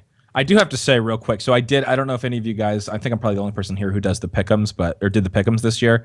And if you don't know what the pick'ems are, you don't play CSGO, you can buy team stickers. And you can play fantasy with the actual players, and then obviously their stats are collected throughout the tournament. And depending on how you do, you basically win a trophy that you can display in game, depending on how well you did. So I did the team pick'ems, which is basically you pick the winners of all of the matches starting from the very first day of the major up until the end, and you get points based on the different days, and it goes up obviously as the tournament gets down to the end. And I did very, pretty poorly the first couple days, and then I think day 3 and 4 during the semis. And then the quarterfinals, I picked every single match right. I had a win streak. I had a pick streak after starting out very poorly. And to get gold, you have to pick pretty well. And obviously, it's crazy with this much parity in Counter-Strike. There's teams that shouldn't be winning or winning. So it's pretty impressive if you can pull off. Gold is basically the highest tier, and it's like you picked pretty well and you had good predictions. So coming in to the final pick, right? I had picked Liquid to beat Fnatic. Nobody had picked Liquid to beat Fnatic. I think it was like 17%. I had all these improbable picks. I had enough points basically that guaranteed me. I just had to pick the finals correctly. I needed 4 points. I needed 4 total points. The final was worth 10, but it was the only game going, obviously, right? By the time you get to the finals. And so I had picked Liquid to beat Fnatic. I had gotten that. And I felt like, even though logically I knew SK is the best team in the world and Liquid's been on this improbable run, and there's no way that Liquid is going to beat SK, I just couldn't. I didn't feel like I could actually not pick Liquid in my actual pick'ems. Like, I had to put my heart on the line. You know what I mean? Like, even logically, I was like, you couldn't betray North America. I couldn't betray North America. So what do? I pick Liquid, and obviously they lose 2-0. And that bummed me out. And so I got a silver trophy. And let me tell you, the silver Dorito looking fucking trophy that they give you is so fucking ugly. There's no point. If you get bronze or silver, you shouldn't display it. However, this brings me back to a previous match. Now, there was a match that went on between two teams, Astralis and Dignitas, okay? That match was worth, I think, 5 or 6 points, okay? And that match was a match where Astralis was a team who had one stand-in, who they were playing with, and then one of their star players, Dupree, had to go and get his appendix out during the actual major. Yeah. So their coach comes into play. So this team is playing with a stand-in and a coach, okay? This shit is this is brutal. This is like worst case scenario if you're a team in the major. And they are playing for legendary status. And if you don't know what legendary status is, that guarantees your berth into the next major. It's a huge deal. So you don't have to play when they recycle the teams out and do all the picking again. So it's a huge deal. The team they're playing a team in Team Dignitas, okay? And this team, again, like, they're a streaky team, but they have decent talent on the roster. And so once everybody saw that Astralis was playing with a stand-in and a coach, and one of their star players was out, you go Dignitas. You're like, there's no way they can lose this. They are being gifted legendary status. Like, there's just no way. The first map, I wake up early to watch this go down because I'm like, wow, this is going to be brutal for Astralis. I wake up as they barely scrape by Astralis, 19, I think, to something in overtime or something on Cobble. I'm like, wow, that was close, but they were probably just having an off game. Astralis goes on to win the next 2 maps, okay, against Dignitas with a fucking stand-in and a coach. I have not been more upset, and I can tell you, I definitely haven't. I have a problem. Like, when I have and I didn't really have that much money.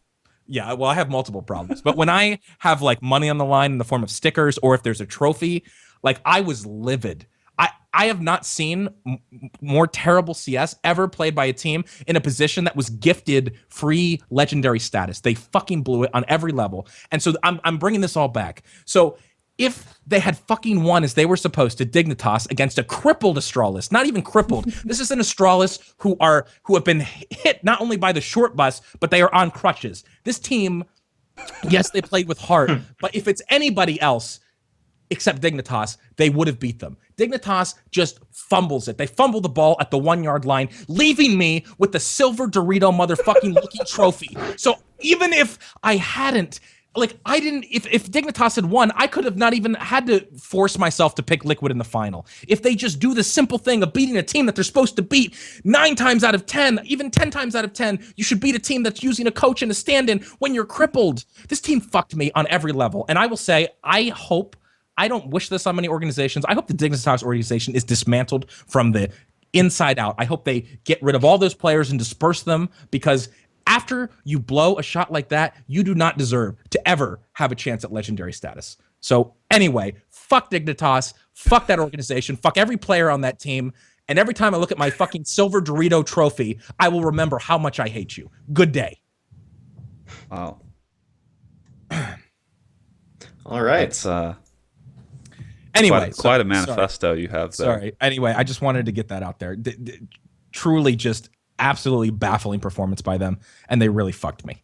I think if you don't if you have a friend that doesn't think that esports are like comparable to real sports, I want you to just take that timestamp of Scott's rant and just send that link to them and say, tell me these aren't like real sports here. Right. Absolutely. Yeah. I was so mad in the moment. If I had seen somebody wearing a Dignitas like hoodie in my local neighborhood, I don't know. I wouldn't have seen that. I would have drop kicked them in the head. No question. And anyway, I was so upset. But all right, let me breathe. Sorry. I got really worked up there. Sorry, Brandon, you want to take this next one? This is not a CSGO topic, thank God. Yeah, I don't have a good segue, but we had a nice little CSGO section there. Definitely more CSGO news than normal. Oh, I got it. Speaking of disappointing games. There you go. Okay, all right, I'll allow it. Played it, but I'll allow it. So this next one is, it's actually, I guess, is good news. Evolve, a game that I think a lot of people were excited about, and then promptly forgot about soon after it released. They put a message on their, so they had like a little countdown thing going. There was like some mystery around what was happening at Evolve, and so they posted a message on their forums, a message to their community that's pretty good, pretty honest about how they'd won all these awards before the game came out, and they were really proud of that. But then the game came out, and the reception wasn't as good as they wanted, and so they kind of own up to Evolve. They don't say it outright, but like kind of being a failure, I think, as far as critical reception goes. And so they're sort of rebooting Evolve, and they're making it free to play. They're reworking some stuff. They're making improvements. But the big thing is obviously like they're making it free to play, and so it seems like this has been probably good for them because they got a lot of press, and the player numbers I think are way up, which is obviously what you want from a free to play game. But yeah, it was a pretty good message from the co-founders of Turtle Rock Studios, talking about. There was one line in here that I think was pretty good. It was like basically they just talk about how like the DLC came out and washed away people's enthusiasm, dragging us. This is a quote: dragging us further and further from that first magical pick up and play experience. Damn. So I think that's pretty good honesty from them. Maybe too little too late, but now that it's free to play, maybe that game gets a second lease on life. I'll probably try it out now that it's free. Would you rather play this over Orion? Okay. Yes. Yeah, I remember the game seemed to be like it wasn't a bad game, but I think was probably a lot to ask for $60. And now that it's free, like I think that model probably makes a lot more sense for a game like this. So yeah. Have you played? I haven't touched Evolve. I think I played the beta and it bored me. I played the beta. I feel like I did. Yeah, I played. And I remember it being pretty forgettable. Yeah, it personally, like it wasn't bad, but I was like, I'm not gonna play this. That's the thing. Is like it wasn't bad, but it wasn't something that made me want to go out and spend $60 on it. Right. Exactly. Yeah. It something that kind of offends me about this is that just going by Steam reviews, a lot of people have been saying that with this switch to free to play, all of their progress and achievements have been erased. So all that time you put into it is just gone. I don't know if anyone really cares about like what they've earned in a game that's as popular or as unpopular as this, but in any case, I think there should have been, or I could be wrong, there could be some kind of reward. Yeah, it sounds like if you already own Evolve, you get a founder status which I don't actually know what all that means, but they're gonna give you gifts, rewards, and special access, which is pretty. I mean, basically par for the course with a paid to free to play transition. So it sounds like they're following kind of that standard playbook, but I think it's a good maybe a good outcome for Evolve, because I don't think otherwise like that game would have just I think been forgotten to the annals of history. Yeah. But anyway, enough about Evolve. Next, SGDQ was this week. Yes. I got a lot less sleep than I should have. Yeah. Thanks to this event. Yeah. I but saw they- a fleeting message from you in the chat of Avohio. Oh yeah, that's I love SGDQ chat, or like GDQ chat in general. Some people don't like Twitch chat, but I think that the Games Done Quick events are like peak Twitch chat, because it's usually really positive. It's that community feeling. I don't know about the It positive depends. part. It depends. It depends on the run. I mean, look, sometimes. I'm saying on the whole, like I think it's a very positive environment, at least definitely compared to like esports and things where people can get vitriolic. But anyway, they raised about $1.3 million for Doctors Without Borders, That's huge. which is That's great. insane, yeah. They beat their total from last year, which is awesome. And there were a lot of really awesome streams. I don't know if you guys had a favorite one, but I enjoyed watching the Doom and Hexen runs a lot. I mean, they had a ton of good runs, and I was I mentioned to KD earlier. I think they need to do a Doom, the new Doom. They need to do a Doom speed run at AGDQ, which is the one they do in January. Yeah, That's what I want to see. I heard them talking. I forget what speedrunner it was, but I was watching watched a couple really awesome runs.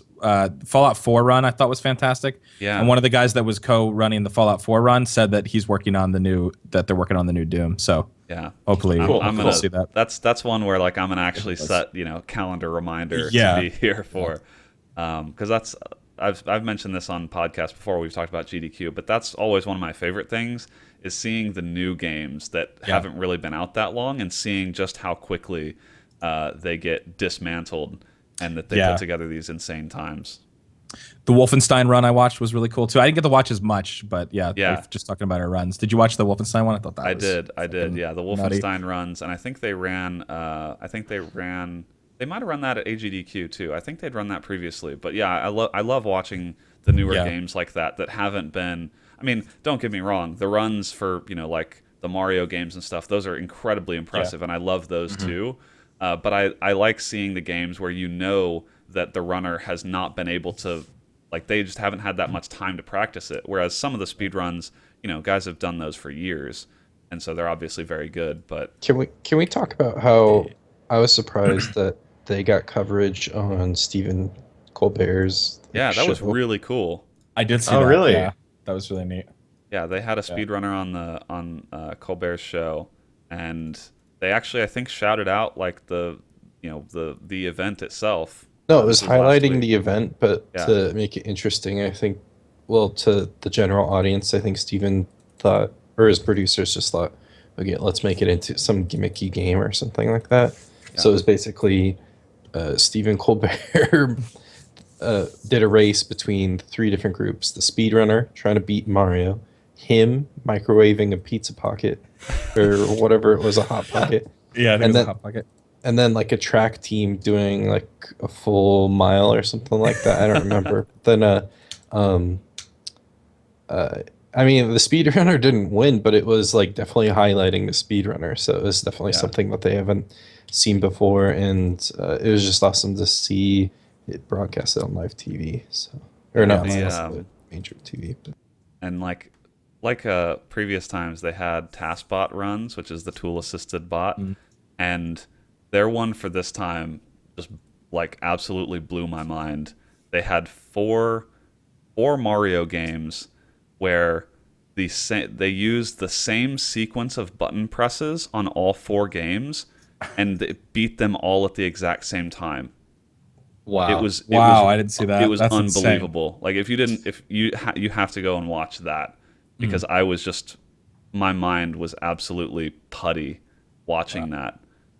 That's So yeah, awesome. SGDQ was great. If you didn't get a chance to watch it, go and check out the VODs because they are really awesome. And AGDQ is in January, so we'll have to wait another few months for that one. A really good one that they did at AGDQ last year that was brought back was they did another Super Mario Maker relay race, but they Yeah. switched up the format a bit in a way that I thought was awesome. Where before, it's like a team of 4 people each play a really awesome custom level in Mario Maker that they haven't seen before, and or last year it wasn't like rounds to where like one person if one team kept beating levels after another they got like huge leads, but this time they'd play a round and then like whoever like they'd play level and whoever beat it first like took a round, and just seeing what people come up with for those levels is really cool. I thought like last year like I thought I'd seen it all. I thought the levels were really impressive, but they just the amount of like new ideas that you can come up with what you're given in Super Mario Maker is like really impressive. And did you guys see the Pepsi Man run? Yeah. Oh, Pepsi Man, so good. That I did not was see that one. I had not heard of that game prior to that speed run. It's Yeah, it was legendary. I hadn't heard of that one either because I mean, like, I know about Chex Quest. I felt like I knew about all the kind of old school Mimi type branded games, but I'd never seen Pepsi Man. Yeah. And that I mean, it was so ridiculous. And just every single bit of the soundtrack had Pepsi Man Yeah. somewhere in it. It was the That's best. The other run that I wanted to mention real quick was that I didn't think I would end up staying and watching, that I just thought was fucking impressive just because of movement and physics and all that shit, was, which again has been done before, but watching the speed run of our boys who did Soma. Why am I blanking on the original game they did all of a sudden? Amnesia or Penumbra. Amnesia, yeah, Amnesia, exactly. So the Amnesia run, I don't know if you guys saw that one. They've done it before, but this like just like how precise and stuff you have to be in that run and stuff as far as like angles and movement and staying ahead of the monster and stuff like that. That run was fantastic. I thought Amnesia was great too. So It's too bad Dark Souls 3 wasn't there. The game's been out for a bit, like the speedruns. Oh but my god. that game. Drop the series. Holy shit. I would Brad, actually be surprised if they don't have that at AGDQ because that does seem like a pretty obvious choice. Well, the game does keep getting like updated to, and there's so many like weapon balances that they're doing that really kind of fucks up a speedrunner.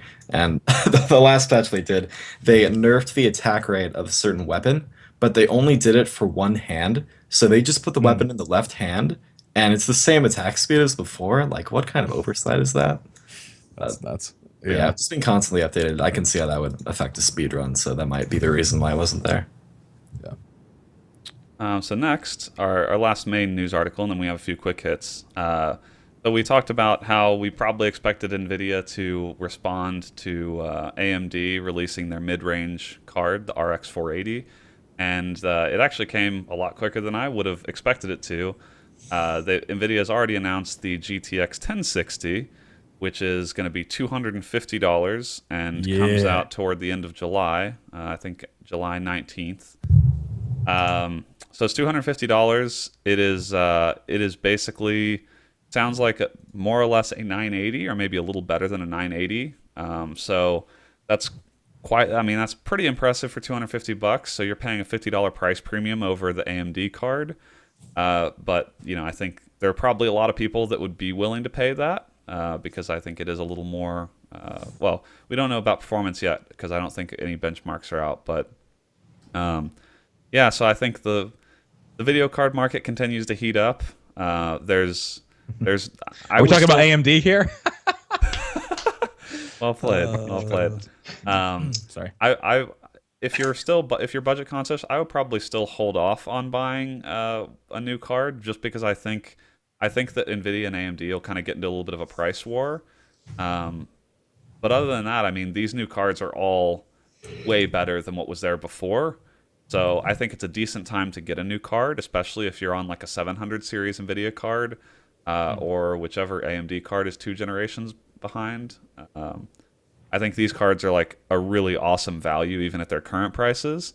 And once we put out new build guides, which we will be putting out new build guides once any of these cards remain in stock for any reasonable period of time, I think basically every build will have one of these new cards in it.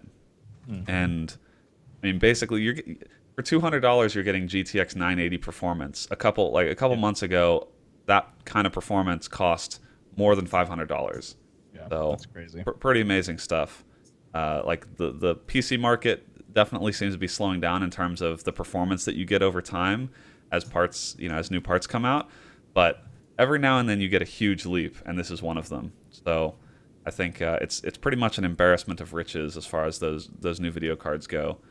They are a little bit pricey, but they are a way better value than what came before them. I tried to give Brandon before in the pre-show props for this, and he sarcastically told me that he was he's like, yes, because I was like, Brandon, you named this card my name. You said they're going to release the 1060 for like $250, and he was like, yeah, well, it didn't take a rocket scientist to figure that out. But I was just trying to give you your props, Brandon. But well, anyway. I did not expect that they would come out with it this quickly, though. Yeah. Normally, they wait to put out that lower bar. But I think because AMD sort of only occupied that space in the market, that probably pushed them to put out the 1060 way faster than they would have otherwise. So this means good stuff for consumers. Yeah, absolutely. So moving on to our quick hits section. This is something that I think some of us probably care about. I care about it. Just Cause 3 multiplayer is basically not going to happen anymore. Wait, what? Yeah, we've been updating. We've been providing updates every now and then on Just Cause 3 multiplayer, because Just Cause 2 multiplayer is like one of the coolest mods that's ever existed. But there's a forum post by the lead developer of Just Cause 3 multiplayer where he says basically he's been hired by Avalanche to work on the actual game. So wow, that's it's not a bad ending. That's, I think, probably a great ending, especially for that guy and that team.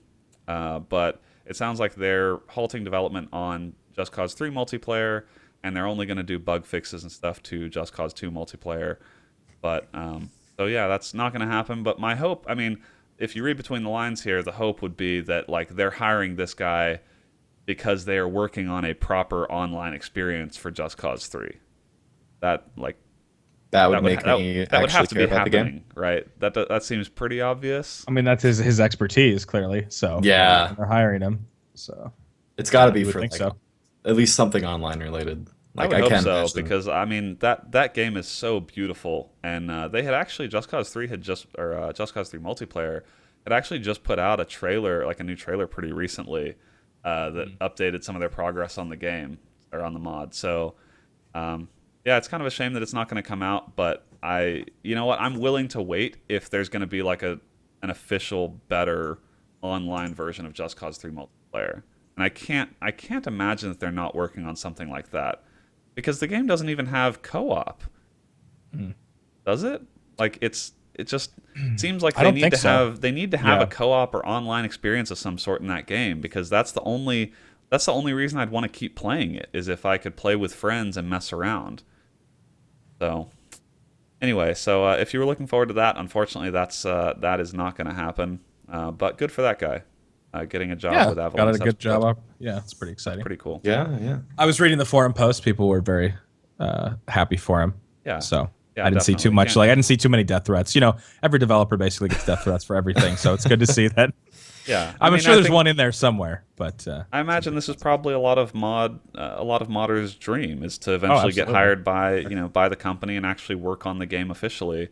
And in this case, hopefully he gets to work on some official version of the mod that he was working on before. So at least that's what I hope. That would be awesome. Okay, at the risk of throwing this podcast off course, I want to make an excellent segue to a quick hit that's a few articles ahead. Are we on? Are we good? Go for it. Do it. Speaking of developers that have received death threats, No Man's Sky has gone gold. Yes. Good. That's what's. Yeah. I saw how proud you were of that segue. I like how loud you got. That was good though. You're right. I think they're basically the poster child recently for getting death threats every time they talk about it. See, the thing with a segue is that you have to actually go into the article talk about the actual news. No. All right, No Man's Sky. The first finished copy has been produced by the team after a very, very long development cycle. But listen, I'm going to believe it when I see the game on store shelves. This has been delayed countless times. I know I've had customers tell me that a guy was talking like, he's so excited for No Man's Sky. He's already pre-ordered 2 copies of the game. Like, it just blows my mind how you can do that. Like, Why some would you people are so pre-order invested 2 in this. copies? You can only play one at a time. I don't get it. Why Like, do you I need guess 2 copies? it's a great question. Maybe he has 2 systems in his 2 different homes. Like, Did maybe you not one. even ask him? You didn't even ask him. You were just I gonna asked him, take but I this don't poor remember what we sucker's said. money twice over I without don't even remember bothering what we to said. check. You know what? He already once it was established that this individual had pre-ordered, let alone pre-ordering twice. I didn't want to like talk to him anymore. So So you think he just deserves what he's in Dang. for? listen, what looks better than a No Man's Sky sitting on your shelf? 2 No Man's Sky sitting on your shelf. He's got a. Can I just, I'm sorry to even sidetrack this a little bit more. This is relevant to the article, but I love going into PC Gamer comments and reading what people say. And so in the article, they say, they call the people that gave them those guys death threats for adding 6 weeks to the development idiots. And no joke, this is, it doesn't seem like a troll. This is from Miss Alora Kins in response to this. Might I add, calling people idiots, in quotes, PC Gamer, is a bad move. Because if we're idiots, then it means you and your team plus your site are idiots. So how about you rethink your wording next time? Okay? Okay. This is her comment. She then gets responded to by Halflings, who goes, they are calling the people that sent death threats idiots because they couldn't wait an extra 6 weeks. I'm pretty sure they don't expect their readers to be among those who send death threats. You'd think that'd be the end of it, right? Maybe she misinterpreted. Miss Alora Kins is back. And calling anyone an idiot is needed? So far, if you call someone an idiot, you tarnish your reputation for being a nice and public source for gaming news. Yeah, I What think is that's this gotta, world? That's gotta be a troll. No. I mean, it has to be a troll. I honestly A nice and public source for gaming news. don't even know anymore. I mean, she has a profile picture. Also, look at the way that the format, like the comment was written. I swear to God, it's literally people that go on to try to pick fights about anything. Like, You should. Oh man, Oh I was my gonna say God! if you want a real ride, just go look at her comment history and oh God, I think did you you'll do see. it? She Oh. commented on an article about the best microphones for gaming and live streaming, and called people idiots. She said, "Wow, you just yes, did." She said, "Wow, you just give some of the most shittiest types of headsets available. Good job, idiots."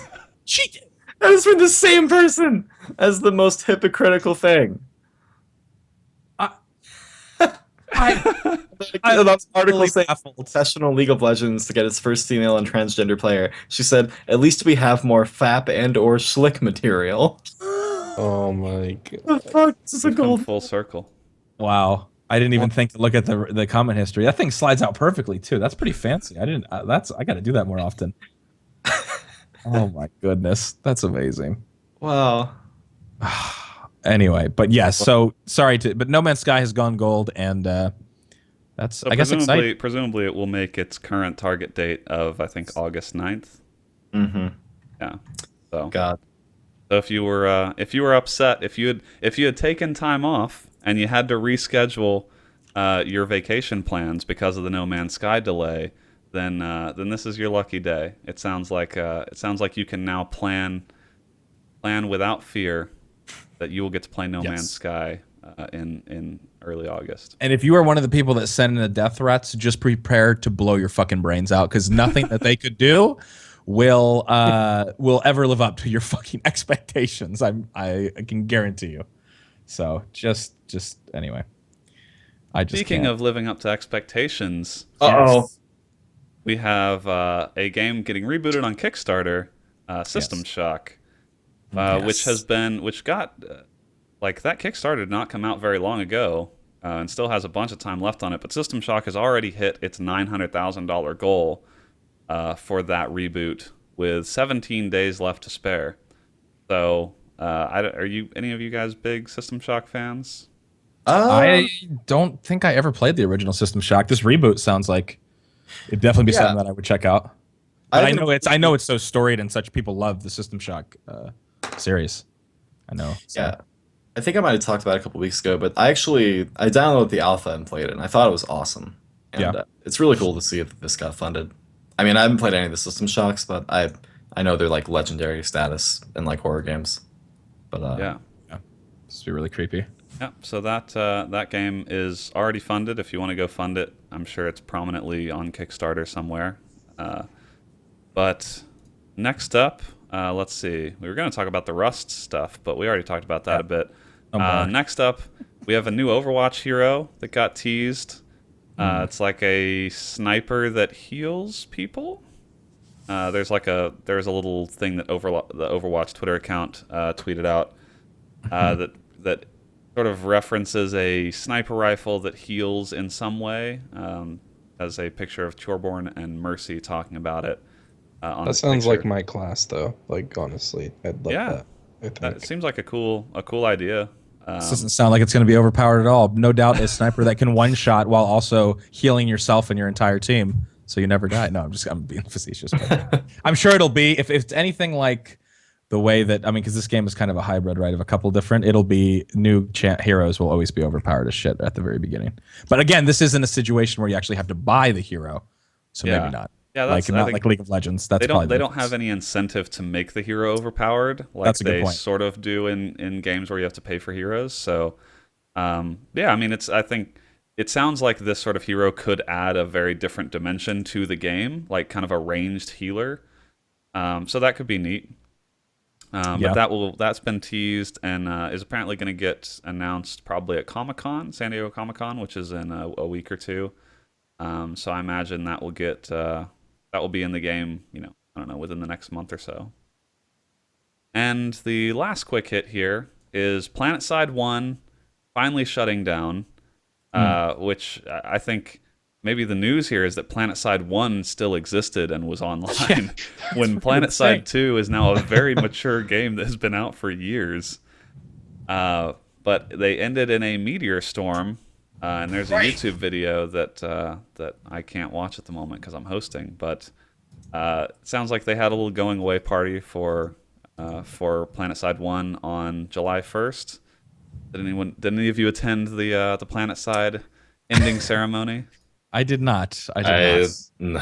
But that's a pretty cool idea for them to do, like a meteor shower like that. I'm watching the video and it's pretty neat. People meeting their final, like basically dying to the meteors, and then the server shuts pretty down. sweet, man. That's that's a pretty cool. At least to kind of have some closure. Be like, in the lore of PlanetSide, the planet was destroyed and all life was eradicated by a meteor shower. Like, it reminds me of the Star Wars Galaxies ending thing where they had like a big ceremony before they shut off the servers. Yeah, that's kind of I think stuff like that is pretty neat when an MMO does shut down and they have an idea like this to at least make it memorable.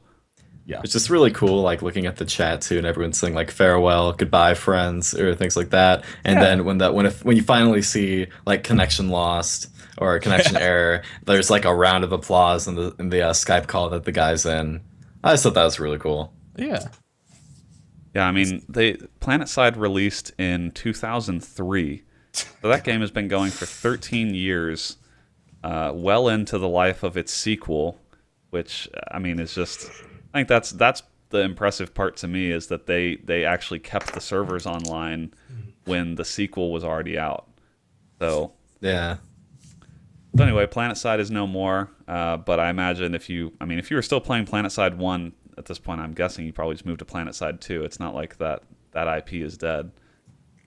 But so anyway, that is it for our quick hits. Man, we are running real long. This is an action-packed cast here. There's a lot of stuff to rant about. discuss. Sorry. Yeah, so we're gonna roll right into the new releases. Yes. KD, take it away. I will take it away. Not a lot this week. I shouldn't say that. We have 4, which is a good average amount. The first one is a game called Cloaky, which is a minimal puzzle game. Now, puzzle games on Steam, they come out a dime a dozen every week. But this one is made by, it's not a new budding developer, which is something. It's from Maquillage Targoni. I'm sure I completely butchered. It's Matchek. All right, I apologize. I love that the description, Katie, is literally just minimal puzzle game. That's it. That's no it. bones about it. You know what you're getting into. With just a bunch of fucking screenshots of like interesting minimal looking puzzle puzzles. game, minimal description. I like it. And then when you go into his past games, they have Hook, with the description also for that one just says Hook is a short minimal puzzle game, and then Ooh is a hardcore minimal arcade game. So these two games, I've seen in stales. They've been around for a long time, and this is just like from games that you might have seen before. They look like fairly complex, pretty interesting puzzle games. So it's just the newest one from that developer, so I thought it was worth shouting at. That one's coming out on July 14th. No word on a price, but that will no doubt be added when the game launches in a few days. Next is another I don't puzzle game. yeah, a game I don't think really anyone, except for diehard Ghostbusters fans, we have the newest Ghostbusters game. Oh, it looks. It, I don't want to again like. Haven't played it, but this cash in it looks fucking terrible. yeah, it Looks awful. Is this the cast from the new movie? I mean, No, it's not. It's not even. Not bad. it's Heroes. No, yeah, it's just new characters, new story. It's Ghostbusters. Point out the price point, Brandon, that you were saying before. Isn't this odd? It is odd. It's This listed- game is $50, which Not Yeah. 60. it's published by Activision. Yeah. And so if I had to guess, if you told me Activision's publishing a game and it's on the Ghostbusters name, I would say yeah, $60, no question. They'll cash in. But $50 is like, it's like they didn't think it was worthy of 60. yeah. But It's pretty it's shit, not. It's like just a little worse than 60. I mean, it would have been more of a statement if it was like 30 or 40, and then you're like, oh, okay, it's a movie tie-in game. Maybe there's not quite as much as a $60 full-fledged title would have.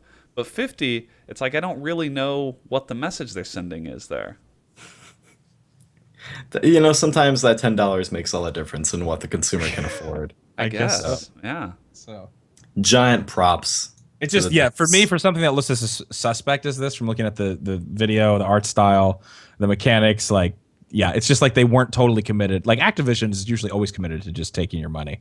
So it's kind of odd. Did they get a conscience for a second, or they were like, at $60 people won't do it, but at 50, you can't deny the Ghostbusters fucking the new game. I don't know. It's weird. No. All right. But yeah, so look out for that one coming out in 10 minutes on July 12th at the time of this recording. Well, probably won't be updated by then, but Next, a game which you might have heard of. It's called Push Me, Pull You. Yeah, this looks fucking crazy. Yeah, it's by developer House. It's got a couple awards like Best Game and Best Game Design from a couple like indie showcases. It is okay. How do I even Try to this? describe what you're seeing on screen. All right. So Cat Dog, right? Imagine Cat Dog, but you have two just a people on the end and kind of a giant slimy worm organism, and there are two of these things, and somewhat you might even say like a human centipede with Centipede, two I was just gonna say, kind of Something looking like at, that. It's a two-headed human centipede. basically. Yeah, and so you're in some kind of competition where there are two balls in an arena, and you have to wrestle away your opponent's control of the ball, Right. and the two people. It looks like there's a couple different games with it, but basically like a co-op kind It of. looks nuts. Yeah. But that comes out on the 14th. So we'll see how well that turns out. Might be a good party game for maybe definitely. LAN. But I'm yeah, curious and how then I'm curious how much it costs. It doesn't seem to have a price. no, like a lot of indie games, no price added yet. But lastly, a game that's been pretty anticipated for a while. Actually, it's been at a few PAXs last few years. It's Necropolis, which is a roguelike Dark Souls clone. Which that already I've pre-ordered the game. You're already wet. That Yeah, I one. know. I can Already moist. hear it. But yeah, it looks like but the spin on it is that it's co-op too with up to 3 people. You can play online. But yeah, that's gonna be 30, which I'll wait and see how it fares. Katie Zen, this is co-op, dude. This is blending. Oh, that's the that is Dark right. Souls, and then we could play together. Oh my We gotta god. do this. We gotta do this. What are you doing on July 12th? I have no fucking idea. Probably Oh, playing man. this game with you then. All right, awesome. Tomorrow. Listen, tomorrow? Oh, it's tomorrow. Oh shit. Shit, dude. Wow. Oh, it's on PS4. Is it? Oh, and obviously PC. What are you getting it on? Is the question. Well, I like trophies. No, I'm kidding. I'll probably get on PC. Okay. If it's maybe if you can go online and queue up with other people. Yeah, I don't know exactly what player they're base. saying by it. Yeah, if that's the case, that's kind of cool. But yeah, that looks cool. It's been in development, so I'm anxious to see how well that turns out. Yeah, that comes out on the 12th for $29.99. But yeah, those are the new releases. Thank you for having me. So formal. Thank you. Thank you, Katie, for being here. I'm gonna get you out of the call now, but it's been real. All right, see you guys next week. Yep. All right, now we're going to jump into the viewer questions. We've only got a couple, but we've been running long anyway. But both of these are pretty solid. This first one is on Twitter, and it's from Darko367. And I thought this was a really good question. What is a game that you once loved but could never stand playing now? Fucking Orion Dino Beat. I'm sorry. Okay, hold on. You loved Orion Dino Beatdown. I loved it, but Okay. I just can't stand it anymore. This question feels like it was tailored for me. Maybe. Like, given the lore. I think you probably do have the best example because I feel like you have really turned a corner, and like you had a legitimate like for that game, whereas I think even from the early days, some of us who thought that game could be interesting liked it in kind of an ironic way. Yes. But you actually really liked that game and have put real time into it. Yeah. And I feel like now your disdain for that game has really come out. Yeah, so I know, and the reason I'm hesitant to say that this is the game is my answer is that because I feel like I talk about it so much and joke about it so much, but the reason I got into that game is through the KBMOD podcast when I was a listener, hearing everyone hype it up, futuristic dinosaurs. Don't remind us We of how don't much. need to be reminded. No. Don't bring up our past sins. God. And then that got me, and deep down the entire time I'm playing the game, enjoyment regardless, I was rooting for the little guy. I was rooting for the little indie developer. Despite all the hate they went through, I was always supporting them. And just in spite of recent events and circumstances, I just can't support them anymore. I just can't stand by them. And their newer game, Orion, as compared to Orion Prelude, is just not even close on the same level. I just scrolled down and found the Keemstar in the dock, and I'm gonna try not to get flustered by this. Amazing. Where is that from, by the way? Is that a Brad special, or who made that? Keemstar is a gnome. It is a known fact. But I know, but That's not photoshopped at all. That's just where did you get that? That's fucking amazing. I just thought with all the CSGO Lotto drama that he belonged in Yeah. this doc. But Yeah, he did. Okay, Well, I'm glad Ryan's- that we provided you some actual real enjoyment, though. We were hyped for that game, and I don't think it delivered for any of us. But you know what? I can feel better about knowing that you actually did get some authentic enjoyment from that series. God, it just kills me when I go back in the VOD and see the KBMOD live stream of you guys playing Dino Beatdown just being a broken mess. If we jumped into a game, all four of us, in Orion Prelude right now, we would not have a terrible time. That game is playable. But You already said you can never stand playing it now. I can't.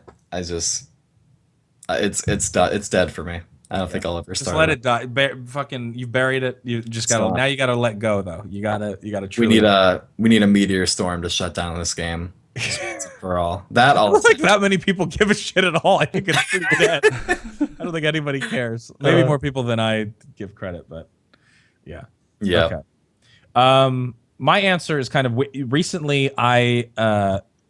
Not super recently, but I got my hand on a PC. I think it was through an emulator, playing the original Driver via an emulator on PC. So Oh my! that game is the one game that kind of blew my mind when I had a PlayStation. Driver was one of those first titles that I ever actually bought with my own money, and it blew my mind. I love the franchise. I always talk about Driver 2 being a huge disappointment because I couldn't really play it on the PlayStation because it crashed all the time. But the original Driver I loved. Going back and playing that on an emulator on PC, I was just I thought this was cool. You know, one of those moments where you realize, I mean, again, for the time, absolutely. But going back then and playing, I was just like, I can't do anymore. So I played for like 15, 20 minutes and I was like, it's absolutely destroying all this kind of like, you know, these rose-colored glasses I had for this title. Like I used to love it. And I was like, I could never play through this game again. It was just so fucking hideous, of course. I mean, again, for the time, it was pretty decent. But it wasn't even a matter of that it was bad. It was that it was actually fucking up my fond memories of what I thought about it at the time. So that it's kind of like a different answer, not because the game's actually bad, but because of what kind of how like important it was for my like game development playing through that. And then going back now, and it's like for the time, yes, it was cool, but some games are just best left to the person that you were in the time period that they came out when you played them, and not going back. And that's for me is a perfect example. I was just like, holy shit. That one is really that is such a good example, because it's one of those games that if you look at the time that it came out, it was like revolutionary, because this was before Grand Theft Auto was what it is today. It was like that nothing like it had existed before. But if you look back on it now, like compared to any of the other modern, you know, driving type games you can play, it is just garbage. It is absolutely garbage. It's not like a Super Mario game where like you could still play Super Mario on the SNES. Yeah, that's true. And it holds up just fine. Like it's an enjoyable experience. This is a game that you cannot play it without thinking about how much better everything that came after it is, because it had to start somewhere, and it sort of started with Driver. But man, yeah, I don't think I could play that game now. Trust me, you couldn't. You should. Oh, you shouldn't. Yeah, it just destroyed every memory I had of it. Yeah, it's rough. It was rough. What about for you, Brad or Brandon? This is actually, I never even played it, but I cannot stand it anymore. Okay. Oblivion. Like Elder Scrolls Oblivion. Yeah. So in high school, my brother and I shared a PlayStation, and he got Oblivion. And so basically we would take turns on games or something. Well, my brother put well over like just thousands of hours into Oblivion, that if I see that game ever again in my life, I think I will puke. But like I just like, so you would watch him play, and I'd be forced to watch him play. Right. And he played for thousands of hours. I'm not exaggerating it at all. And I've never I can see that. Yeah, I mean, having to share one, I didn't really have a mobile, you know, something else to play, and just having to wait. I don't think I could ever. So nothing really to do with the game or like the quality of it, just that you were exposed to like so much of it unwillingly. Exactly. Gotcha. Like I'd play it if I wasn't forced to sit through thousands. Oh no! I can totally see that. I feel like there are probably a lot of games from the N64 and PlayStation 1 era that I really liked that I'm sure I wouldn't be able to go back to. And I think one is probably I got some help here. But one that stands out to me when I jogged my memory is GoldenEye. Okay. Okay. Like playing. I mean, I remember playing a ton of GoldenEye back, you know, when that game came out, and I loved it. And I played, you know, you had like the paintball mod, you had like all sorts of stuff to do. I really enjoyed playing it. But looking back, that was before I had discovered gaming with a mouse and keyboard. Yeah, I know where you're going with that. I'm like, yeah. And so, like, I do not think I could not go back and play that game. Just like you were talking about Driver, like, you don't want to spoil the good memories you had. For me, GoldenEye is one of those games where I could not go back and play a game like that on an N64 controller. It would just be horrible. Yeah, man, that's a good example. Just even control scheme wise. Yeah, maybe like Crash Bandicoot, having to play with the D-pad. Like, oh my god! Before the DualShocks, dude. There's so many of those games. Yeah. The games we had to play with a D-pad because we didn't have analog sticks. God, kids have it so fucking easy nowadays. Like it really is like our fucking, we like went to school in 3 feet of snow, you know what I mean, over the hill. But for real, like people are so because there's just so much access, and gaming is such a bigger thing than it was. But like people don't understand how fucking shitty, dude. Like the original PlayStation controller before the DualShock was out. Like the PlayStation was out for a hell of a long time before the DualShock ever entered the scene, man. And that was like standard. I remember when the DualShock came out, how big of a deal it was. I had the official PlayStation magazine and that fucking monkey game. Do you remember Ape Escape was like the game that really pushed the DualShock back in the day. And it was like blowing people's minds. People were like, I remember reading the full spread about how like much control you had and that you could use the right stick to do shit to catch the, like, I'm just saying, like, it's crazy how far we've come since then, and people don't like realize. They kind of just take that stuff for granted. But it used to be fucking hard, and we did it, and we loved it, and we played our games as best we could back then. God damn it! Yeah, and we didn't know any better until we got a mouse and keyboard, like you said, and then we're like, well, why would I ever go back? Yeah, some of those old games can still be really fun to play today, but a lot of them are just.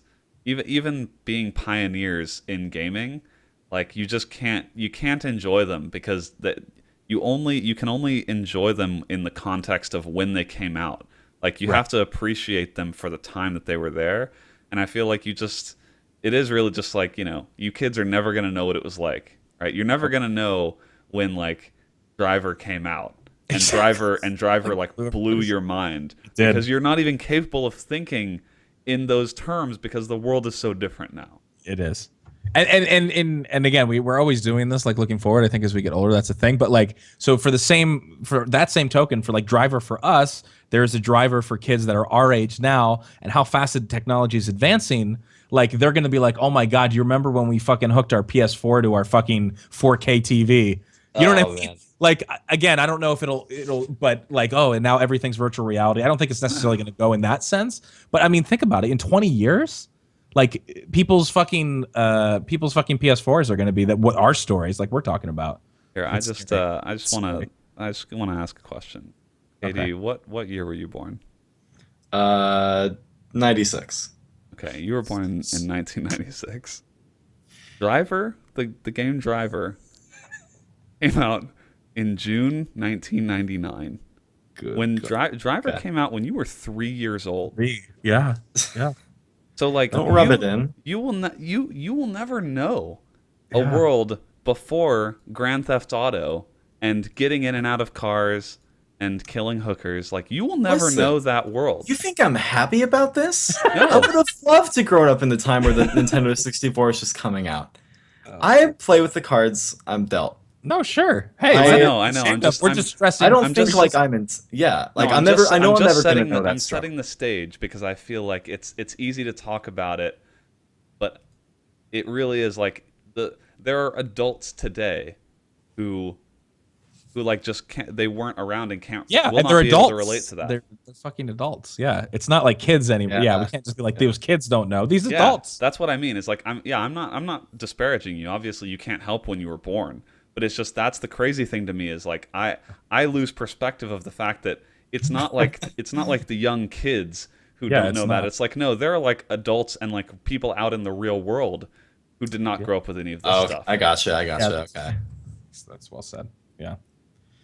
I'd like to elaborate on something. The reason I hesitated before saying I was born in 1996 wasn't that I had to remember what year I was born. It was like, oh god, if I say what year I'm born, I'm really fucked. I know I've gotten shit for, the 18 in my name, but this will really be, solidifying the child. Oh, it's all right. Listen, dude.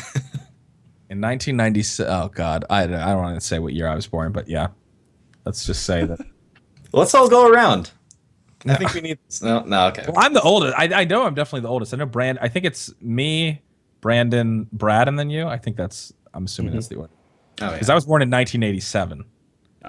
Okay. And you were born what year, Brandon? 88. 88. Okay, yeah. So it's only a year difference. Yeah. Yeah. That's not too big. And here they go in the chat. Holy shit, David is a baby. See, now they're just gonna say it to trigger you because you said that, but anyway.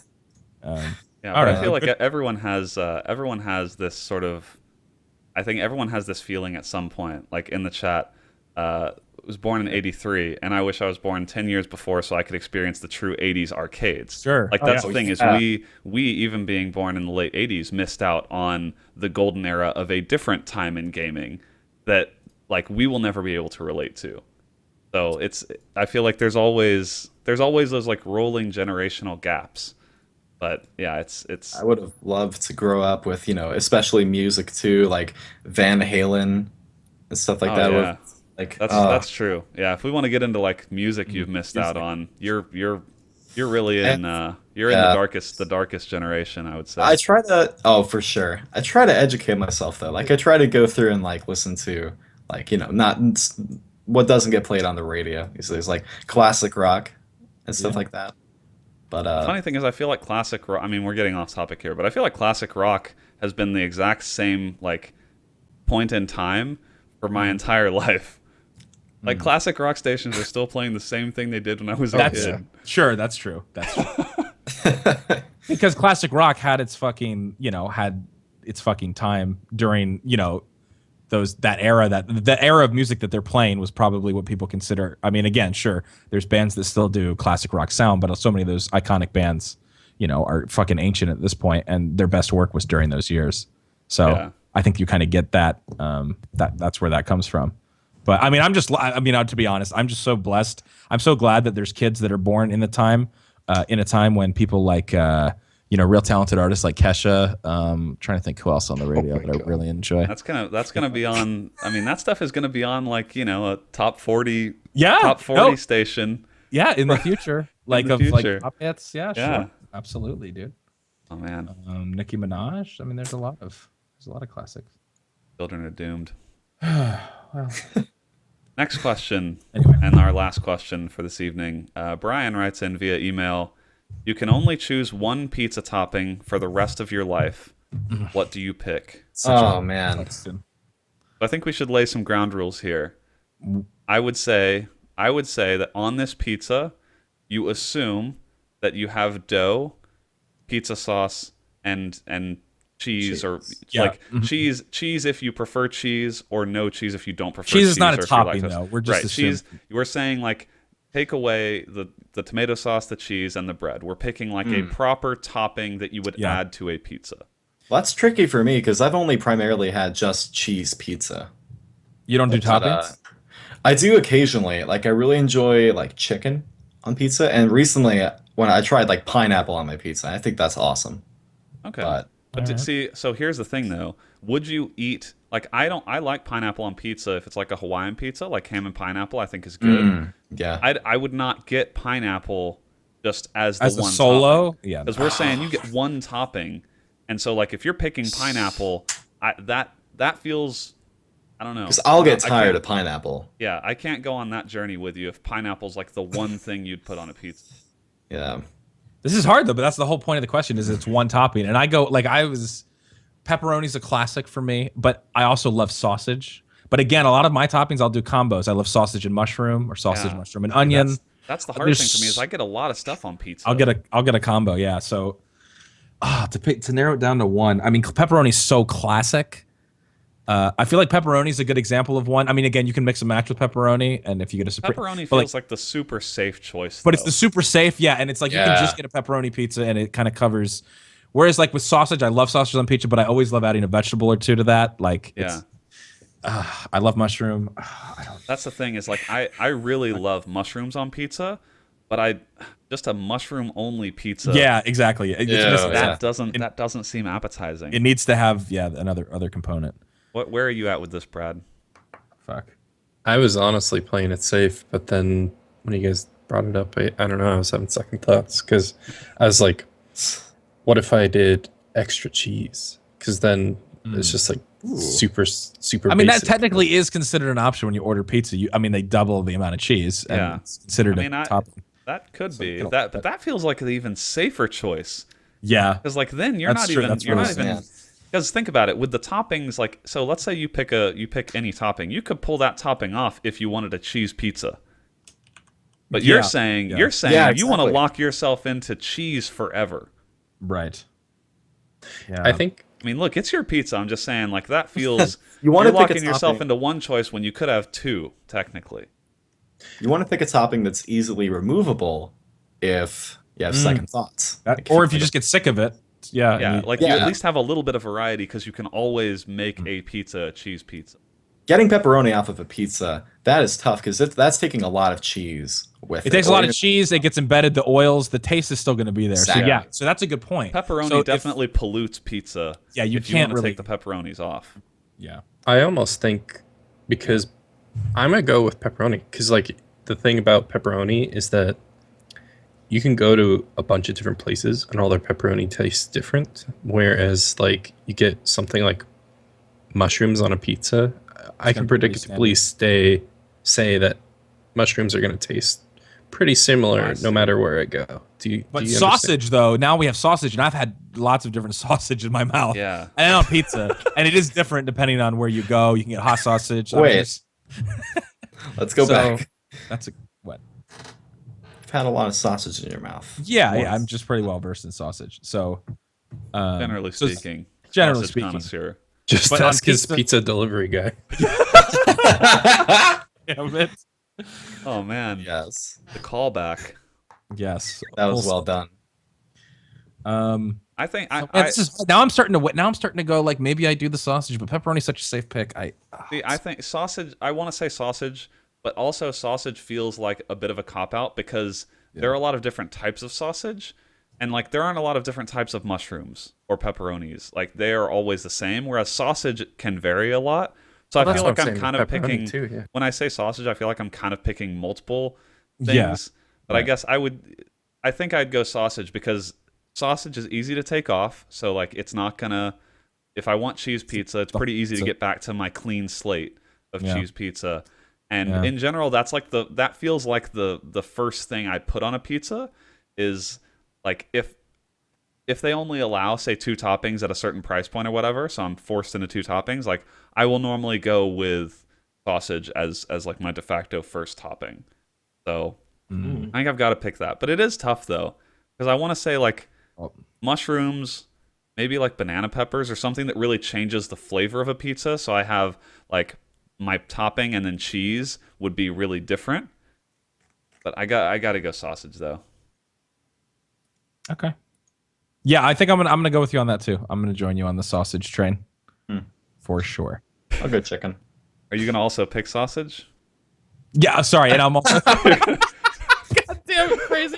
Yes, I'm joining the sausage train, and I will elect. Do you also elect to choose sausage as your answer for this question as well?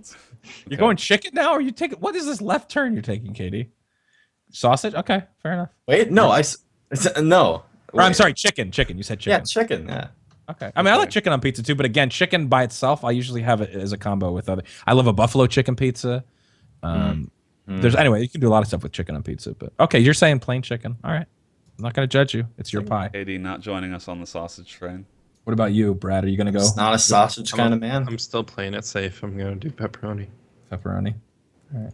Okay. Fair enough. I think what we've figured out here is that like I think meat is the building block to a good pizza. Sure. You usually want some kind of meat, and so the rest of the garnish doesn't really matter if you don't have kind of that base of some sort of meat, whether it's chicken or sausage or pepperoni. I mean, but I get what Katie's saying too. Sometimes you're just like, I'm in the mood for a nice slice, and it's just plain cheese. Oh, I mean, absolutely. I've had that. Absolutely. Plain cheese is always an option, though. It's a class, you can always back out to plain cheese with whatever pizza you get. Exactly. Can I switch out the chicken for some stuffed crust? Okay. Well, that's not a topping. Not a topping. That's not a topping. Okay, listen. It all comes down to what you define. That's a methodology.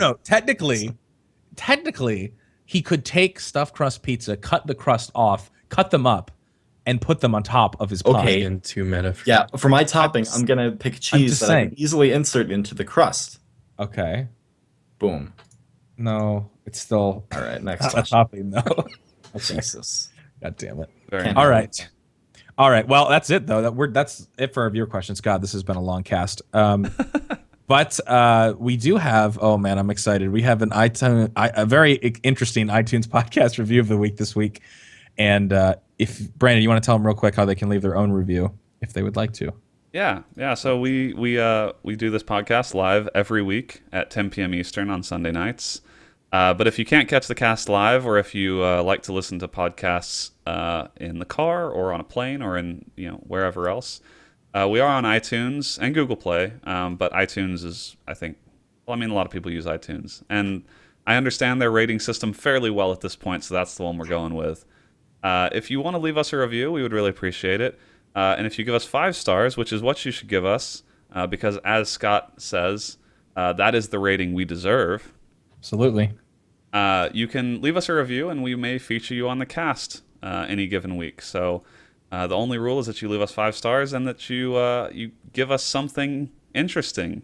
And I think this week's review definitely qualifies as, if nothing else, interesting. I'm so excited for this. So How you feeling, Katie? You think you can get through this without any it's all right, I'll try. The title of this review is KBMOD Big Cummo. The author is Chastity Hodes. It reads, "This podcast gives me big cums." Oh my god. Can I just say okay. Can I just say I have never in my entire life heard the sentence, "This blank gives me big Big cums. It's fucking incredible. Oh my That god. sentence is Big cummo. big combo. Oh, I can't take it. Okay, listen. Earning that explicit rating this week. Definitely. I want to go off on another tangent. I hate the word cummies.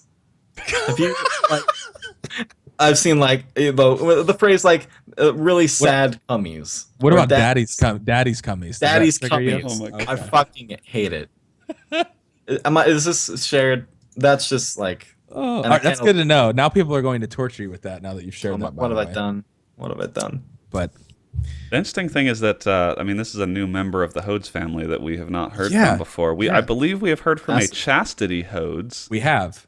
but not This a is Chastity. This is no Chastity. T, no first Yeah. T in the name. So I guess it's possible that she typoed her own name, but otherwise I'm forced to assume this is a different person. Yeah, it's spelled differently. So the Hodes family, every time you think you've seen maybe almost every member, more members pop up, and huge fans, clearly. I mean, Yeah. Chastity this gets big comes from listening to this cast. I mean, God bless her. I'm glad to be of service. Definitely feels like a positive positive emotion, or at least that's what they intended. Yeah, it's hard to know. I mean, yeah, it seems positive. I mean, they did rate 5 stars, so I assume this is something they want each week. They want to have this reaction to the cast. So, God damn it. Jesus Christ. Well, so anyway, I would say, after you listen to this review, if you are not convinced that the bar for featuring a review on this cast is relatively low, yeah, I don't know what to tell you. I don't know how you could be more convinced. Oh, man. Oh my god. Anyway, thank you for the review, Chastity. We do appreciate that, and tell your father hello for us. But I think that's our cast for this week.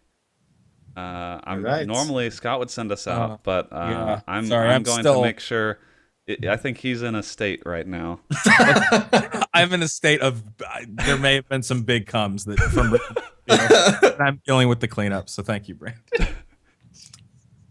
Also trying to arriving a little early. Oh. So you can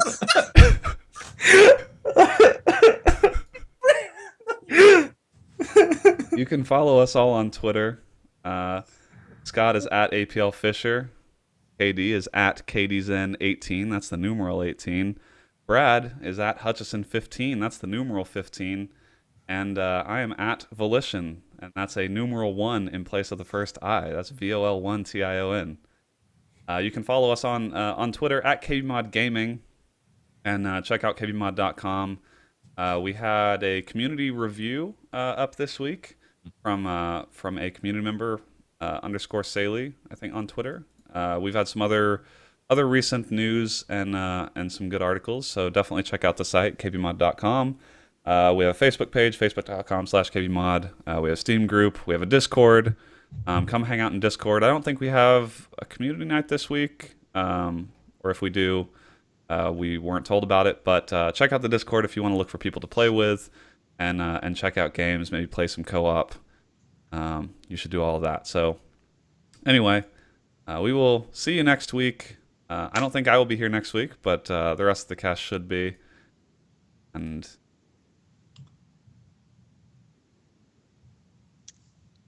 Come on my face, brother. okay, Oh.